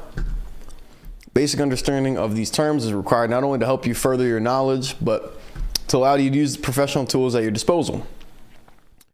In this exercise, we'll cover the basic concepts and language of tuning, along with an overview on a tuning tool built into Pro Tools. Most importantly, as you go through these tuning drills, you'll start to train your ears, which are your most valuable asset. The terminology of tuning. Intonation is the accuracy of pitch, also called tuning. Since we deal with fine-tuning melodies as engineers, we can also say that it's the accuracy of a melody's pitch. Sounds simple, right? It does in fact get more complicated, but you can keep yourself in check if you remember the basics. Flat and sharp are used in basic music theory to mean the raising or lowering of a note by a half step or less. You should remember, for example, that the raised black key between the two level white keys we called C and D can be called C sharp or D flat depending on the context. These same terms are also used to describe notes being out of tune. Luckily, they continue to mean raised or lowered pitch just by less than a half step. To say that a sound that is sharp means the note is being played or sung above the accurate pitch of the note. Once it goes too far sharp, it will become the next note in the selected scale. Similarly, a flat note is something played or sung below a note's accurate pitch. Learning to hear these differences is what separates a good tuning engineer from a poor one. A cent is 1/100th of a half step. Cents are a numerical value we give to how flat or sharp something is. The accurate pitch of a note is represented by the number 0, with plus 99 cents being almost a full half step sharp above the proper pitch, and minus 99 cents being almost a full half step flat below the proper pitch. Cents are found on synthesizers as well as a unit of fine tuning of oscillators. Semitone is just another word for a half step. You remember from Principles of Music that there are 12 semitones, half steps, in an octave. Now you know that each of those semitones is subdivided into 100 cents. One way to think of this is to consider a guitar. A guitar has frets that helps the player's fingers find all of the half steps of the scales and chords they play. Guitarists also sometimes bend the strings to play between the notes. That in-between area can be described as being so many cents sharp or flat. Singers, of course, have no frets and land on the accurate pitches only by great care, skill, practice, and listening. Sometimes they don't hit the note quite right, and that's where the vocal tuning comes in. The following picture gives a useful visual reference of what we're discussing. C, right here, and B. Okay. This is a picture of the flex pitch engine in Logic. Most DAWs and tuning plugins feature a similar display, including the popular Melodyne. Notice the notes listed on the side resemble the display of the piano roll view. Here, white, white, B, C, black key, B, C. Okay. In this example, the singer is singing a B, but the software has determined that it's so sharp it's bordering on being a very flat C. The yellow lines show where the accurate B is located here, and the waveform is displayed higher than that line to show how far sharp the note really is. So here. As useful as this display can be, the only thing that matters is how it sounds. So for this assignment, you'll be relying entirely on your ears to judge the correct intonation. Your available tools include Elastic Audio Pitch Shifting, Pro Tools built-in pitch plugin, which runs on the Elastic Audio engine, and your ears, by far the most important tools you have. Assignment, Part 1, Tuning Drills. Before diving into these tuning drills, watch the tutorial video. This will provide a refresher on elastic audio basics as well as cover new elements for the assignment for elastic audio pitch shifting. It will also provide examples and instructions needed to complete the assignment, so please watch carefully. Hello, and welcome to your vocal tuning assignment. So what we're going to do here is I'm going to show you how to load up the session, show you what it's all about, and we're going to go through a few examples just to kind of get you guys started, all right? So what you're going to be doing is you're going to download your session file. So in this video, we're doing the Pro Tools version, and you have a vocal tuning template file. So this is just like a Pro Tools session file, remember, but it's a template, so he's going to ask you to basically save it. So let's go ahead and launch this, all right? And you can go ahead and tag like your initials or maybe your name after it. And there's a couple settings here that we can go over. Now you're going to go ahead and make sure you grab stereo mix. This should be, something that a carryover from your workstations classes. As far as like all the rest of these settings up here, wave, bit depth, and sample rate, just keep it the same. It defaults to what we were actually using in the session. And if you know where to save it, you're probably going to want to use prompt for location and navigate to the place where you're going to save it. And as you can see, I already have one saved in here, so I'm not going to actually hit save, but this is where you would officially save it and go into your session. All right, so I'm going to cancel out of that, and we're going to go ahead and load this up. All right, and there's one thing I do want to go over before we kind of dive into the meat and potatoes of the actual Pro Tools session. So a couple things that I noticed that I have to usually go over with students and remind them of, all right? So headphones are recommended for tuning, all right? You need to be able to hear detailed things inside the audio. So no earbuds, no iPhone earbuds, no laptop speakers when you're doing this. You're not going to be able to hear the tuning. You're listening for real minute details, and this is what's going to make you a better engineer and a better producer as you're going through the course, right? One thing that you can do is you can check like your tuning results. So if you do something in your headphones, check it against your studio speakers. Find a second way to kind of listen to it. If you want to listen back to it on your laptop speakers, you can test it out, but you're definitely going to learn a lot more from listening to your studio speakers, right? One thing I did want to point out that many beginning students struggle with here is do not tune the same line for 2 hours. And of course, this is an exaggeration, but sometimes it's not, okay? So that's why I'm actually saying this. So make sure you don't get stuck in a section trying to tune something and you go so far that you can't remember how to get back to where you started, all right? And I'm gonna show you how to reset things so that you can actually start from scratch. But if you feel like you're in a place where you're just stuck, just move on from that, all right? Just skip over it and go to the next one. You can always come back to that. If you need to take a little ear break, take an ear break. All right, so remember this whole entire exercise is designed to help you learn to hear better. All right, this does not need to be perfect. We're not releasing a single, on iTunes with this stuff. This is just strictly for your learning benefit and to help you kind of train your ears and kind of get your feet wet a little bit into what vocal production tuning requires of you, all right? So, sound good? Let's get into it, all right? So here's our Pro Tools session. This is what it looks like when you pop up. We have some blue tracks and some orange tracks.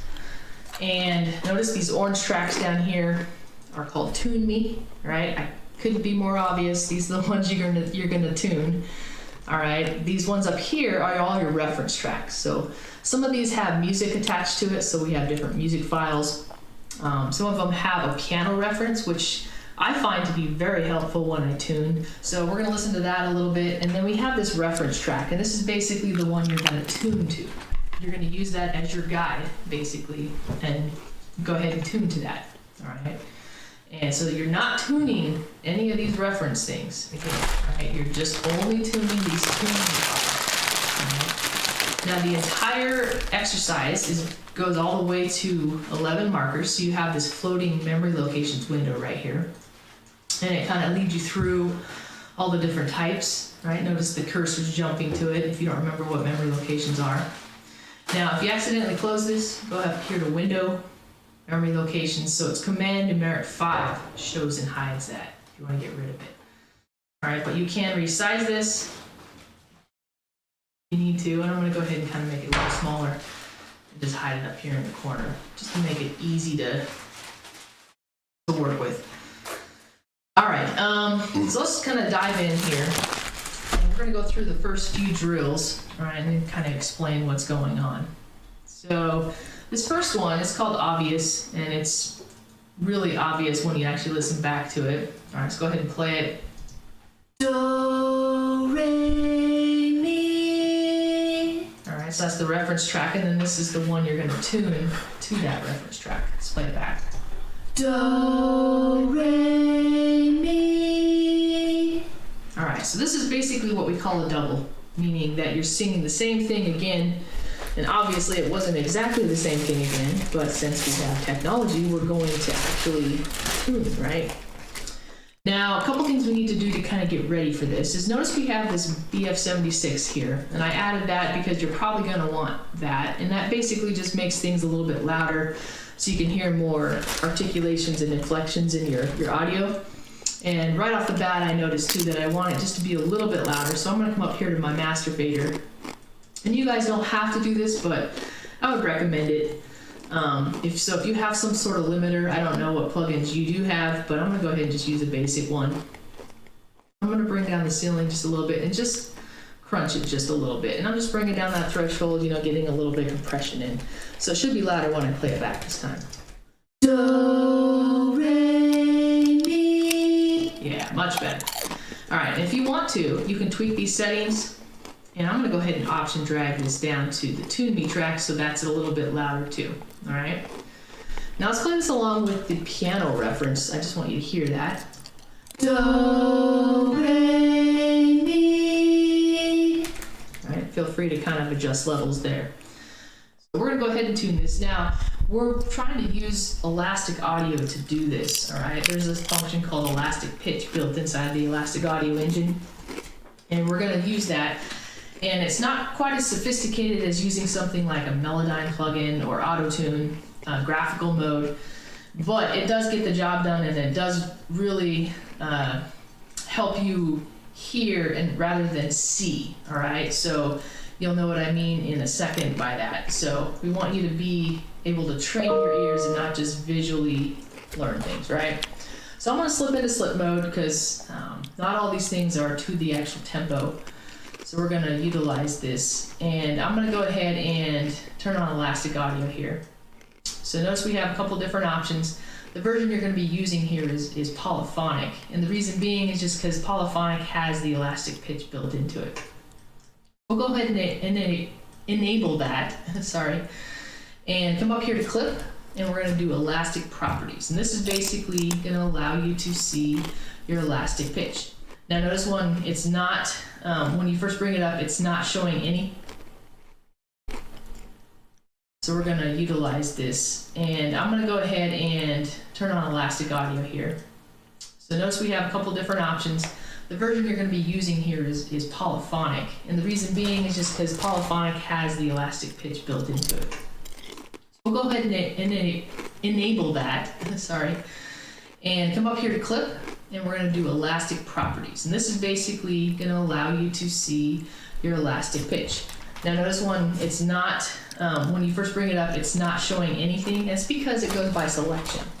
So if I double click on my file here, notice my elastic properties show up, and I have something called pitch shift with semitones and sense.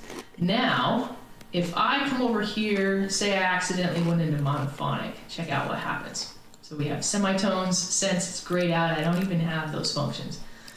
So you do need to use the polyphonic mode. All right, so make sure you're in that mode. All right. Now, remember, semitones takes things up a half note at a time.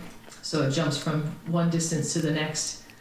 And you can go up whole octaves. And then sense is your fine-tuning thing. So we're going to use a little bit of both. But most of the time, you're going to find throughout all these exercises that you're going to use sense. Okay. So let's figure out what we need to do first. Let's listen again. Do, re, mi. All right, so this is simple. There's not a lot of vocal movement. It's pretty solid flat lines with just 3 notes, right? Okay. So this first one is the obvious one, the do. Do. It's definitely off.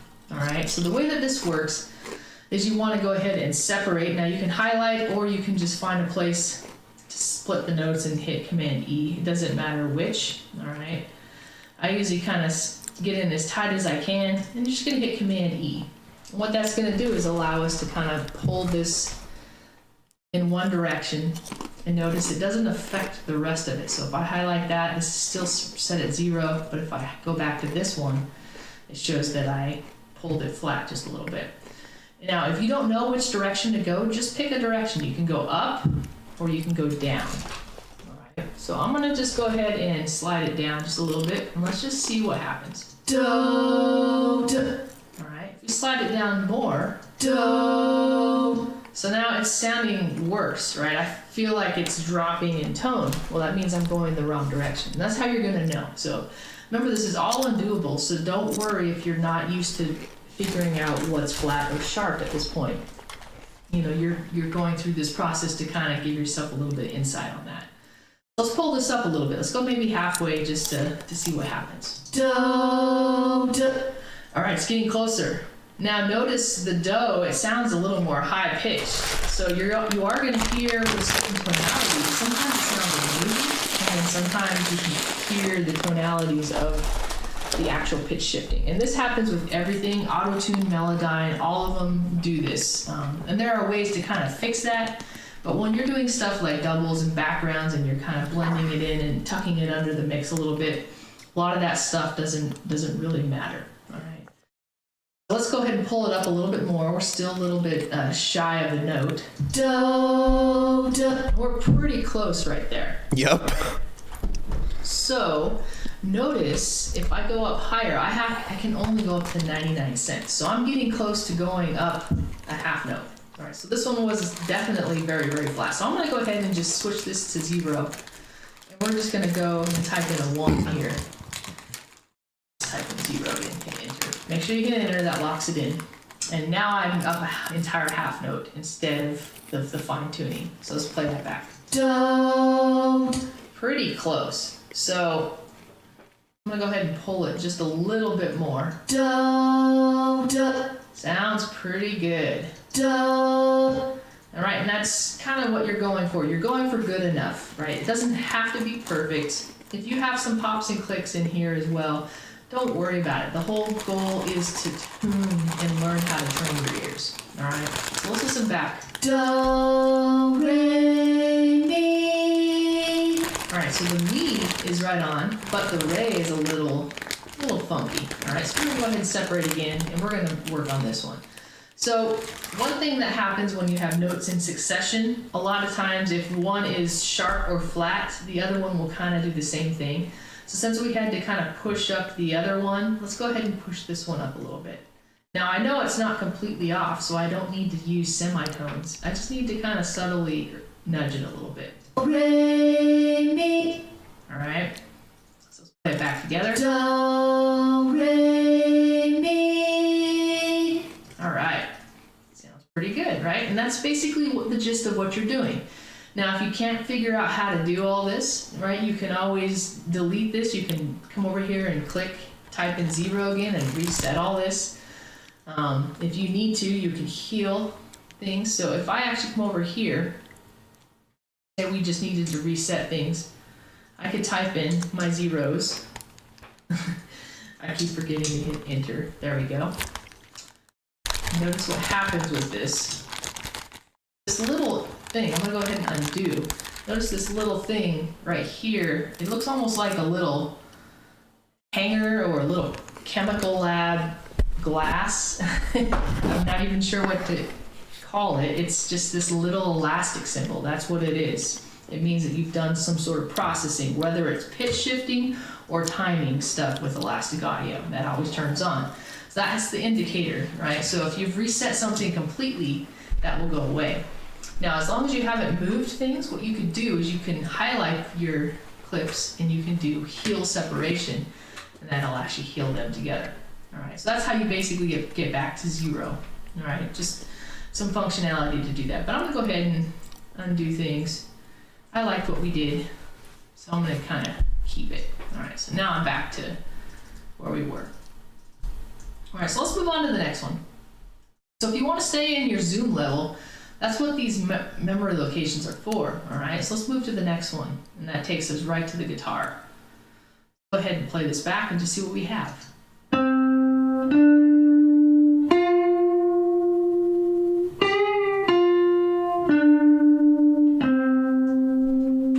All right, again, very, very simple. It just has a different character, a different tone. Notice if I solo just the reference, all right, it has a certain character. Now the one we're going to tune, all right, it has a slightly different character, but we're going to tune them together to create a sound. Just one of those little things you do in production just to kind of change things up slightly, right? Still the same guitar, it's just using a little different section of the pickup. Now, what we need to do is basically, just like we did before, figure out what notes we're actually going to use, right? And tune. If we need to use the piano reference, this is what it sounds like.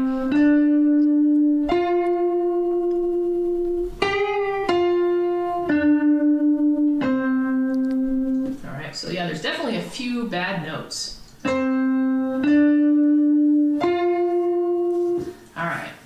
Mainly this one. I'm going to go ahead and mute this piano reference here. I know for sure I have to separate this and do something with it. So I'm going to go ahead and pull this down just a little bit. And I was right. So it was a little bit sharp, right? Remember, if you're not good at that yet, just pull it one direction. If it just keeps sounding worse and worse, go the other direction. All right. I'm going to pull it a little more. And I'm just clicking and dragging with my mouse when I'm doing this, by the way. Sounds great.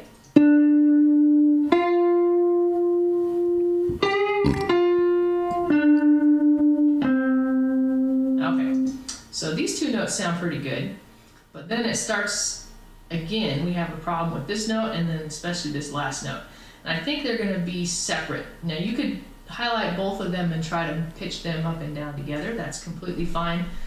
But it works a little better if you can find ways to kind of split things down and simplify things even more. All right. So let's try the same thing. This is the same player. It's the same riff. I'm going to go ahead and just kind of pull this down similarly. And check that out. So they're following kind of a pattern where they're just a little bit sharp. All right.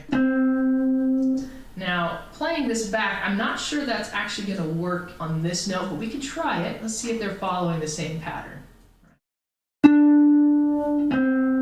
No. See, now that's where things change. Sometimes when you move up and down scales and notes, whether you're a singer or you're playing an instrument, certain things sometimes get a little pitchy, flat and sharp. All right, so we need to pull this up instead. Notice I'm using the terminology push and pull quite a bit. This is something I use all the time in sessions when I'm tracking singers, and it really helps people visualize they're pushing a note up when they're singing, or they're pulling a note down when they're singing. And it helps people really concentrate on specific areas that need to be fixed. So you can use that same terminology, push and pull stuff up sense and in pitch, and it just helps people understand it a little better. It sounds pretty good. Right, now there's some little intonality changes because there's movement in the tones, but nothing super major. Remember this, we're keeping this pretty basic and simple. Move to the next one. All right. This next one is vocal movement. This basically is similar to the other ones, but it has actual movement in the notes. Do, re, mi. All right, so see how the singer is pushing things? They're kind of swooping how they're singing, all right? So each of these notes isn't just a flat note. It's kind of has movement in itself within the note. Now, Elastic Audio can only do so much. We could nitpick each little section and sit here and chop things up and pitch each little section of the note. And sometimes you can get away with that in Elastic Audio, but sometimes if you have to pull things up and down too much, you will kind of ruin the actual thing. And you'll get some pops and clicks, and if I actually zoom in here, notice it's super sloppy. So you'd have to go into the zero crossing and actually make your edits there. And we will kind of want to stay away from a lot of that. So let's see if we can do it without getting super nitpicky. So what do we need to tune here? Let's play it with the piano. Do, re, mi. All right, with this one in particular, since there's movement, I'm going to go ahead and play just the tune me track with the piano. Do, re, mi.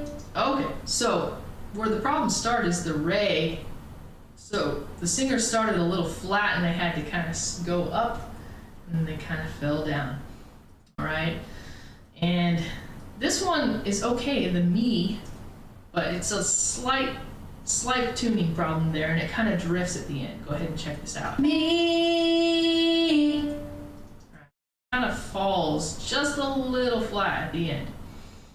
So we're going to go ahead and do the same thing we were doing before. Separate, Command E. And we're going to pick a direction. Do we want to go sharp or flat? Well, let's pull it down just a little bit just to see what happens. Re, re. Oh, let me go ahead. I have the right thing soloed. Re, re. Let's pull it down some more. Re. All right, it's just sounding worse, right? That means I went the wrong direction. All right, so let's pull it up and see if it sounds better up. Re. All right, I'm closer. Re. Now I'm too high because it sounds weird, right?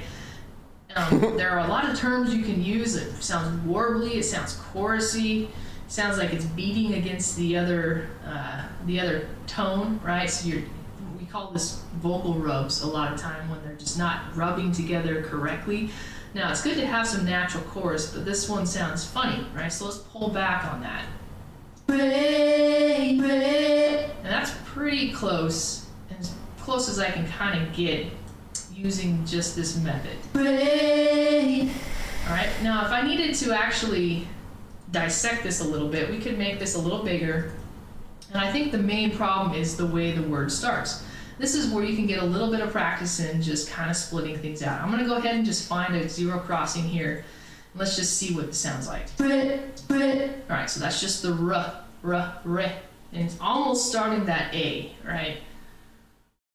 I'm going to pull this one up just a little bit higher than the others because I think this was a little bit flat. Oh, re, mi.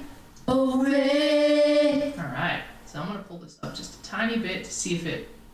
Oh, re, mi. Much better. Oh, re, mi. All right, and we can come over here to the end, and I think there's some sort of dive back down in pitch here at the end. Let's pull this down and just see what happens.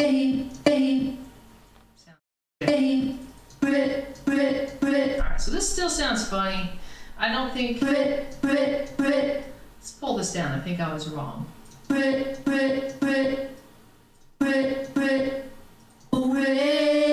No, I was right before. So see how your ears can kind of trick you as you're doing this? This is what I'm talking about getting stuck on a line for too long, right? So if you're in this and you spend 10 minutes and you're still tuning the re and the do, re, mi, just move on to the next thing and come back later. You can remember, you can always reset it. I showed you how to do that. And it's just about trying to get it, all right? Now, the way your ears work is when you're adjusting to things, sometimes you just don't have it, right? Sometimes you can just do what you can do in that moment. Coming back a few hours later, or even coming back the next day to do it works. Sometimes you don't always have that luxury if something's an assignment's due, or even if you're out in the field and you're working and it's due that day. You just gotta, drudge through it and try to do what you can.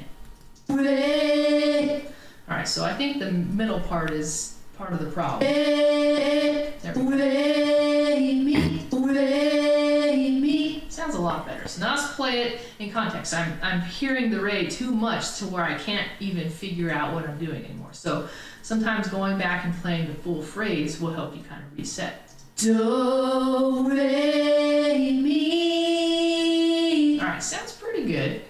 We can pull this down. That r is bothering me. Do, re, mi. All right, I think I found the happy medium. Notice it's only 14 cents tuned. It's barely off, right? But just sometimes that little bit rubs against the other file so much that it causes you to feel like it's really off, even though it's just very minute. Now the mi is just slightly off, so let's go ahead and just pull it just a little bit. Mi. All right, so notice as I pull it, mi, it just keeps sounding worse and worse. Mi. So again, what does that mean? Well, that means we're going the wrong way, right? So let's kind of pull it down. Slight. Mi. Yeah, sounds pretty good. And it kind of warbles again at the end, but we don't have to get that picky with it. Do, re, mi. Sounds pretty tight. And let's play with the piano just to give it some more reference. Do, re, mi. All right.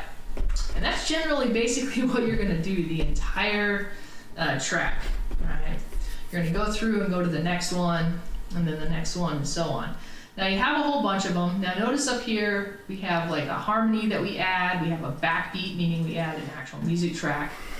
A couple other backbeat ones. We have some harmony areas here where you're stacking multiple harmonies. Now this is real basic stuff. So in a typical major vocal section, you're going to have quite a bit of vocals. You know, usually 20 to 30 vocals that you'll have in an average pop or R&B song. And it depends on how it's written, obviously, where you can have more or less from that point. Now notice right here, I go up here to doubling the harmony on marker number 9, all right, this little section, but then that jumps into these bonus sections. Now this, you don't have to do this part if you don't want. This is a little more advanced, but I threw this in there just so you could have a little bit of taste in it.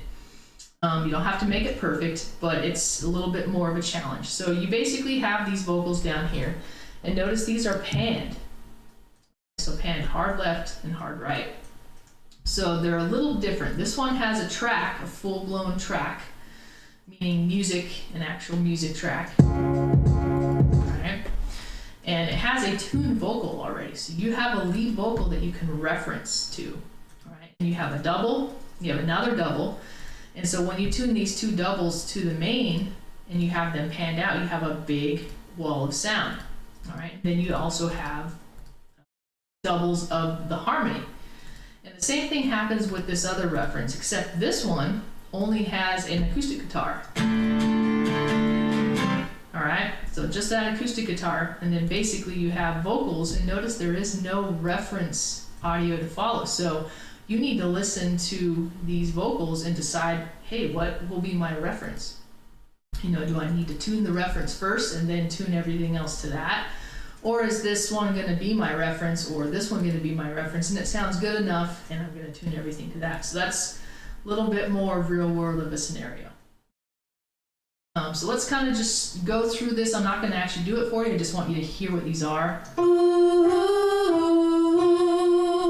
right. So just a different tone when you're doing oohs and ahs and ums, different things like that that are background related. Sometimes you can really hear the rubbing against the certain notes that are out of tune. And then this is where it introduces some harmony. Just like that. Then it gets a little more complicated where we're introducing an actual beat.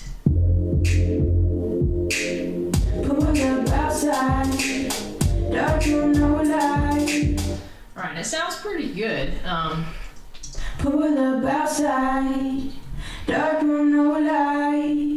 This one is going to be some subtle stuff that you're going to do with it, and so I kept it that way instead of making it super obvious because I want you to kind of play with subtleties. And then this one gets a little bit harder.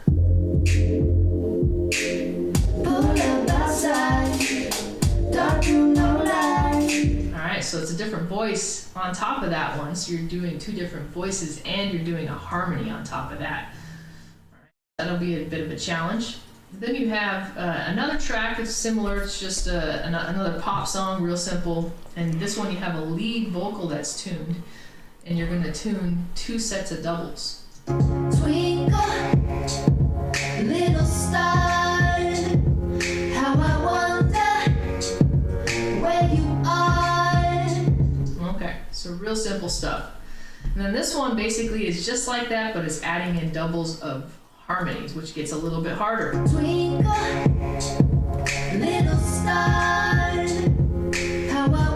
All right, so some of you are only going to be good at some of the doubling for the main lines, and then the harmonies might be where you have some of your problems. If you haven't learned how to harmonize or guide someone that's singing harmonies, or like an instrumentalist that plays harmonies over their solos, different things like that, this will be new territory for you, and just try to do the best you can. The more and more you practice this stuff, the better you get an ear for it. All right, so don't stress about it.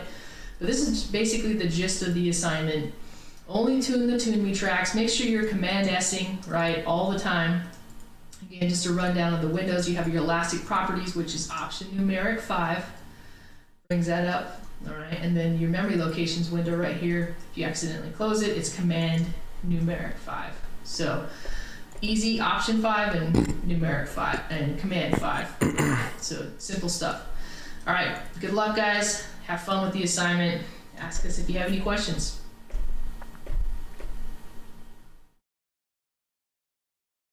Okay. All right. Hello, and Well, that was a lot of information. So far, after you've gone through the tuning drills, write a 100-word post. Screenshot and discussion. Take a screenshot of your finished session, post it with your first post. See all your work, see the example screenshot below. Okay. All right. So, oh, I did not mean to click sign out.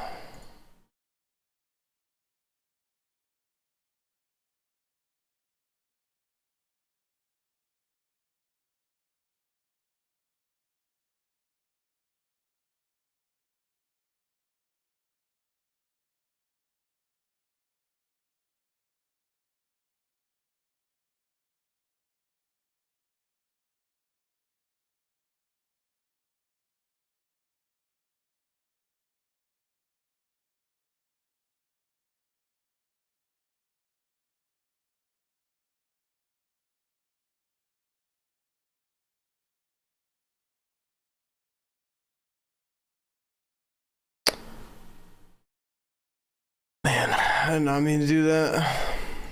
Hold on, just bear with me real quick.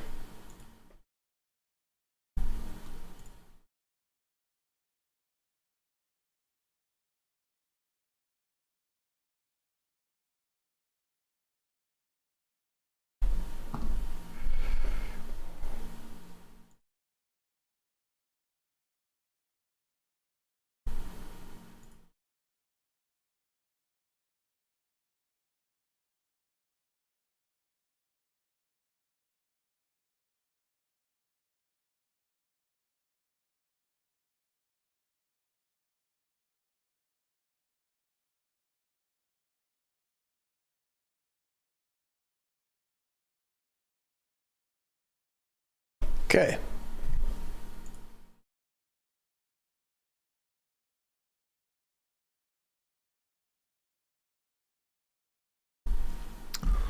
All right, so we got our session right here.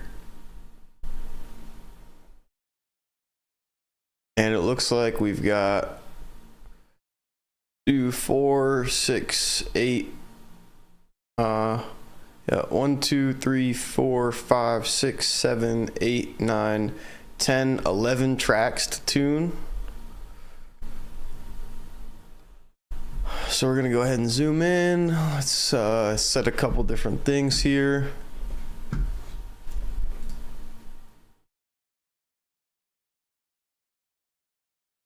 duh.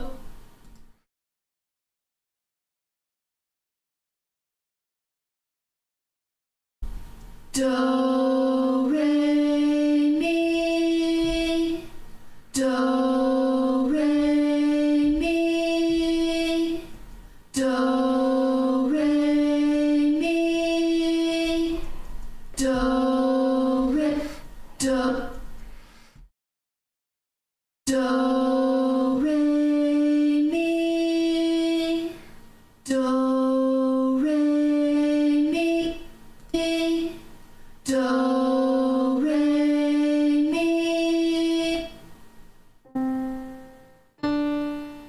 mi. Do, re, mi. Do, re, mi. All right, 1 second. I gotta remember. How did she pull that? And welcome to your vocal tuning assignment. Pro Tools. So, an exaggeration. You can always come back. So here's our Pro Tools session. This is what it looks like when you pop up. We have some blue tracks and some orange tracks. And notice these orange tracks down here are called Tune Me. All right, I couldn't be more obvious. These are the ones you're gonna tune.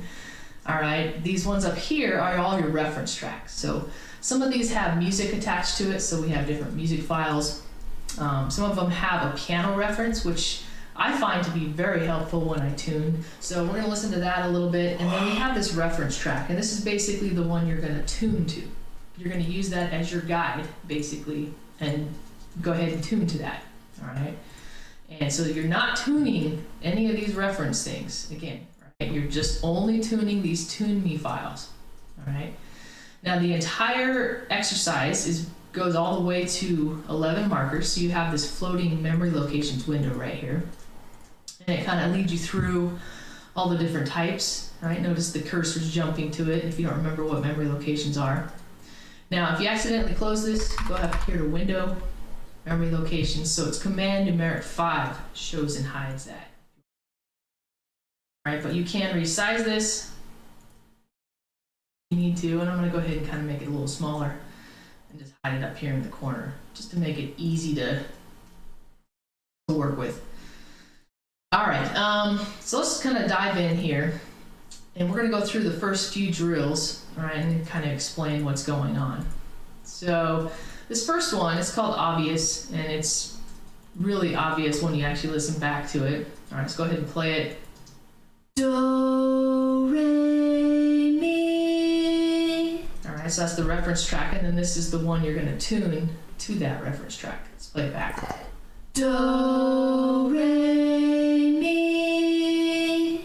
All right, so this is basically what we call a double, meaning that you're singing the same thing again, and obviously it wasn't exactly the same thing again, but since we have technology, we're going to actually tune, right? Now, a couple things we need to do to kind of get ready for this is notice we have this BF76 here, and I added that because you're probably going to want that, and that basically just makes things a little bit louder so you can hear more articulations and inflections in your audio. And right off the bat, I noticed too that I want it just to be a little bit louder, so I'm going to come up here to my master fader. And you guys don't have to do this, but I would recommend it.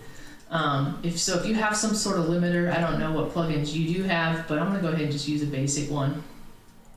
I'm going to bring down the ceiling just a little bit and just crunch it just a little bit. And I'm just bringing down that threshold, getting a little bit of compression in. It should be louder when I play it back this time. Do, re, mi. Yeah, much better. All right, and if you want to, you can tweak these settings. And I'm going to go ahead and option drag this down to the Tune Me track so that's a little bit louder too. All right. Now let's play this along with the piano reference. I just want you to hear that. Do, re, mi. All right. Feel free to kind of adjust levels there. So we're going to go ahead and tune this. Now, we're trying to use Elastic Audio to do this. All right. There's this function called Elastic Pitch built inside the Elastic Audio engine. And we're going to use that. And it's not quite as sophisticated as using something like a Melodyne plugin or Auto-Tune graphical mode, but it does get the job done, and it does really help you hear and rather than see. All right, so you'll know what I mean in a second by that. So we want you to be able to train your ears and not just visually learn things, right? So I'm gonna slip into slip mode because not all these things are to the actual tempo. So we're gonna utilize this, and I'm gonna go ahead and turn on elastic audio here. So notice we have a couple different options. The version you're gonna be using here is polyphonic, and the reason being is just because polyphonic has the elastic pitch built into it. So we'll go ahead and enable that, sorry, and come up here to clip, and we're gonna do elastic properties. And this is basically gonna allow you to see your elastic pitch. Now notice it's not, when you first bring it up, it's not showing anything. That's because it goes by selection. Yeah.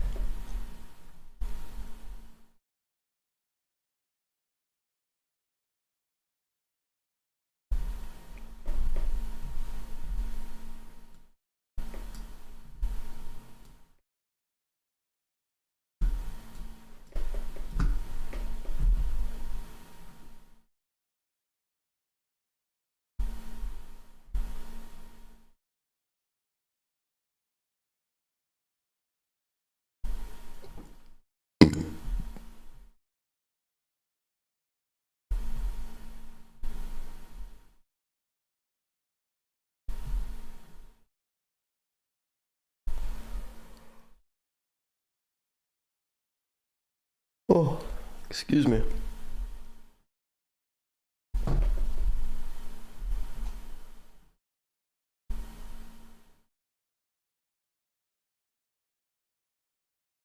Okay. So if I double click on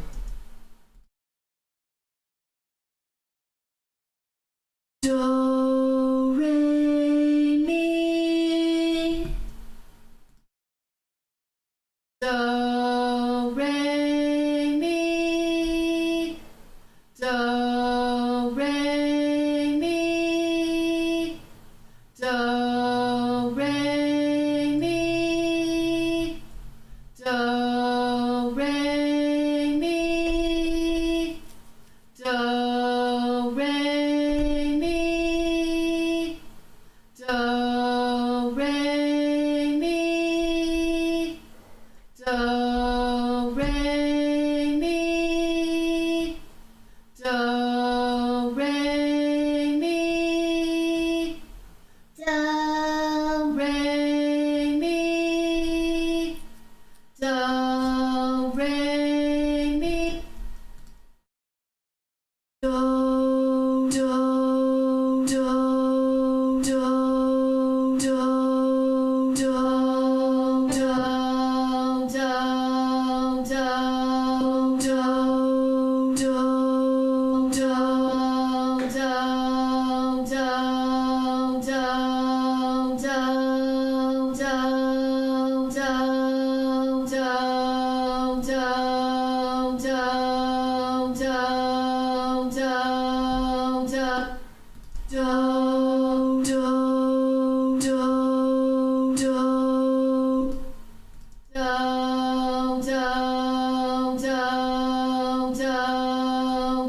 do, do, do,